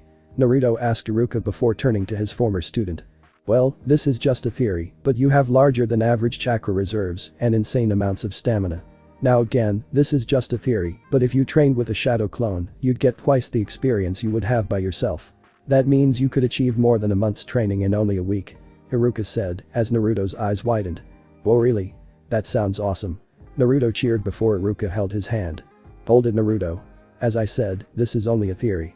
Something like this has never been attempted before because no one else has had chakra reserves as large as you.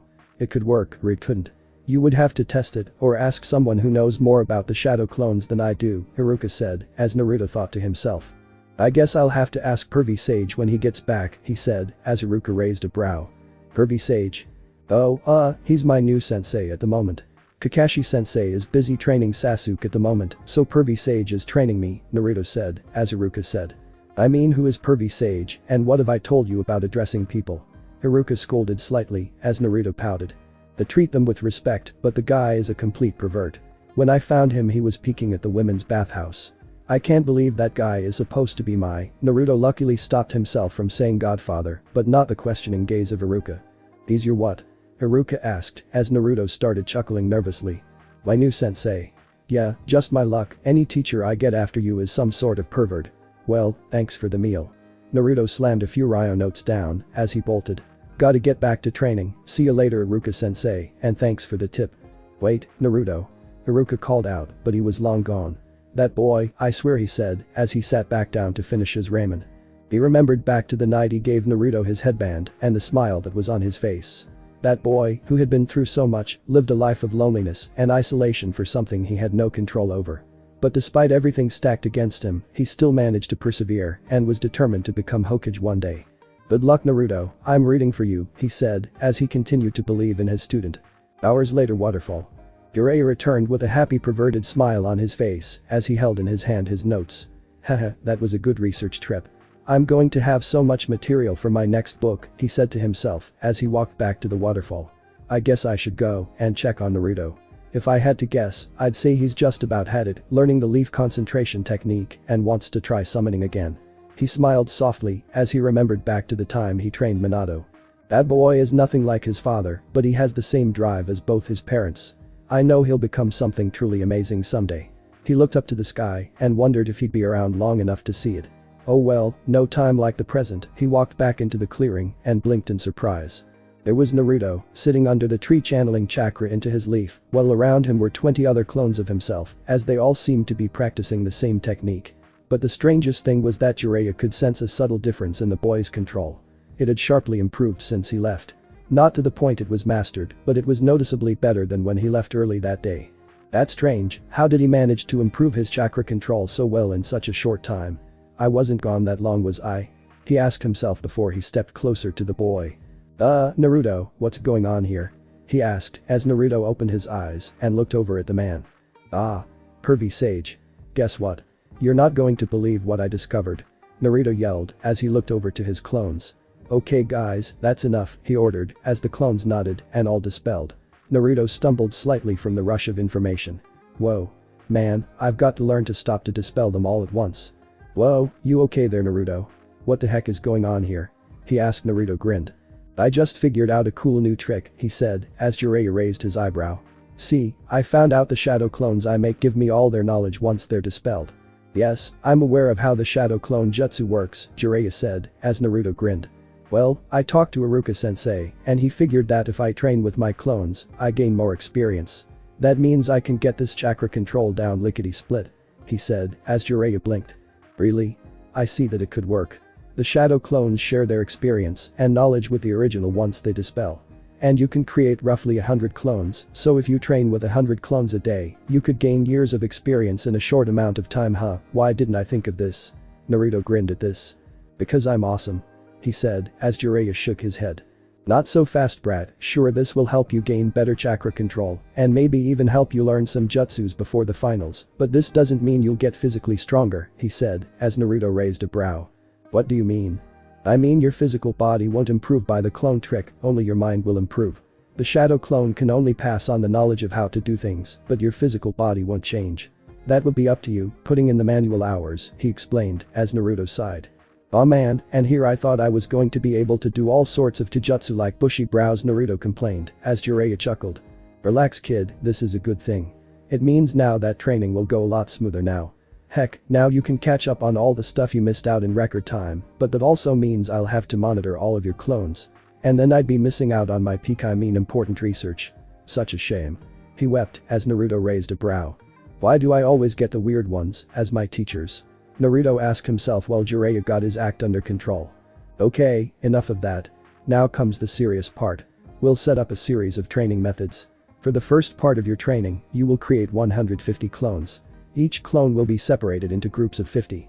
Each group will focus on certain aspects of your training for 1 full week before moving on to the next phase.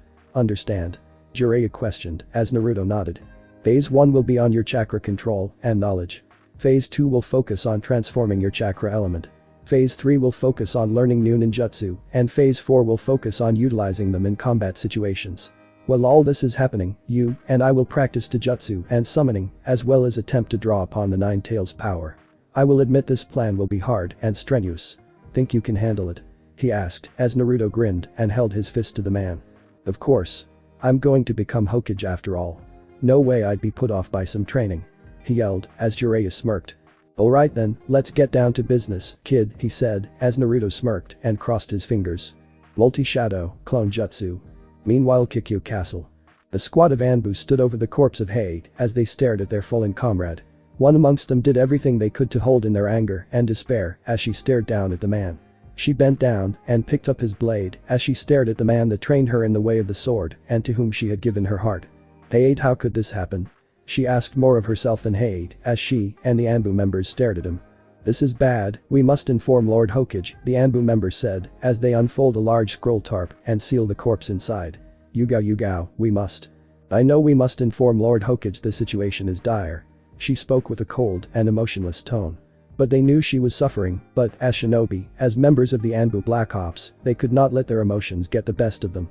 They jumped away from the scene as Yugao silently vowed to find the one responsible for this personal travesty and make them pay. No matter how long it would take. Thanks for watching my video and make sure to check out the author of this fanfic, link is in the description, see you next time, till then sayonara.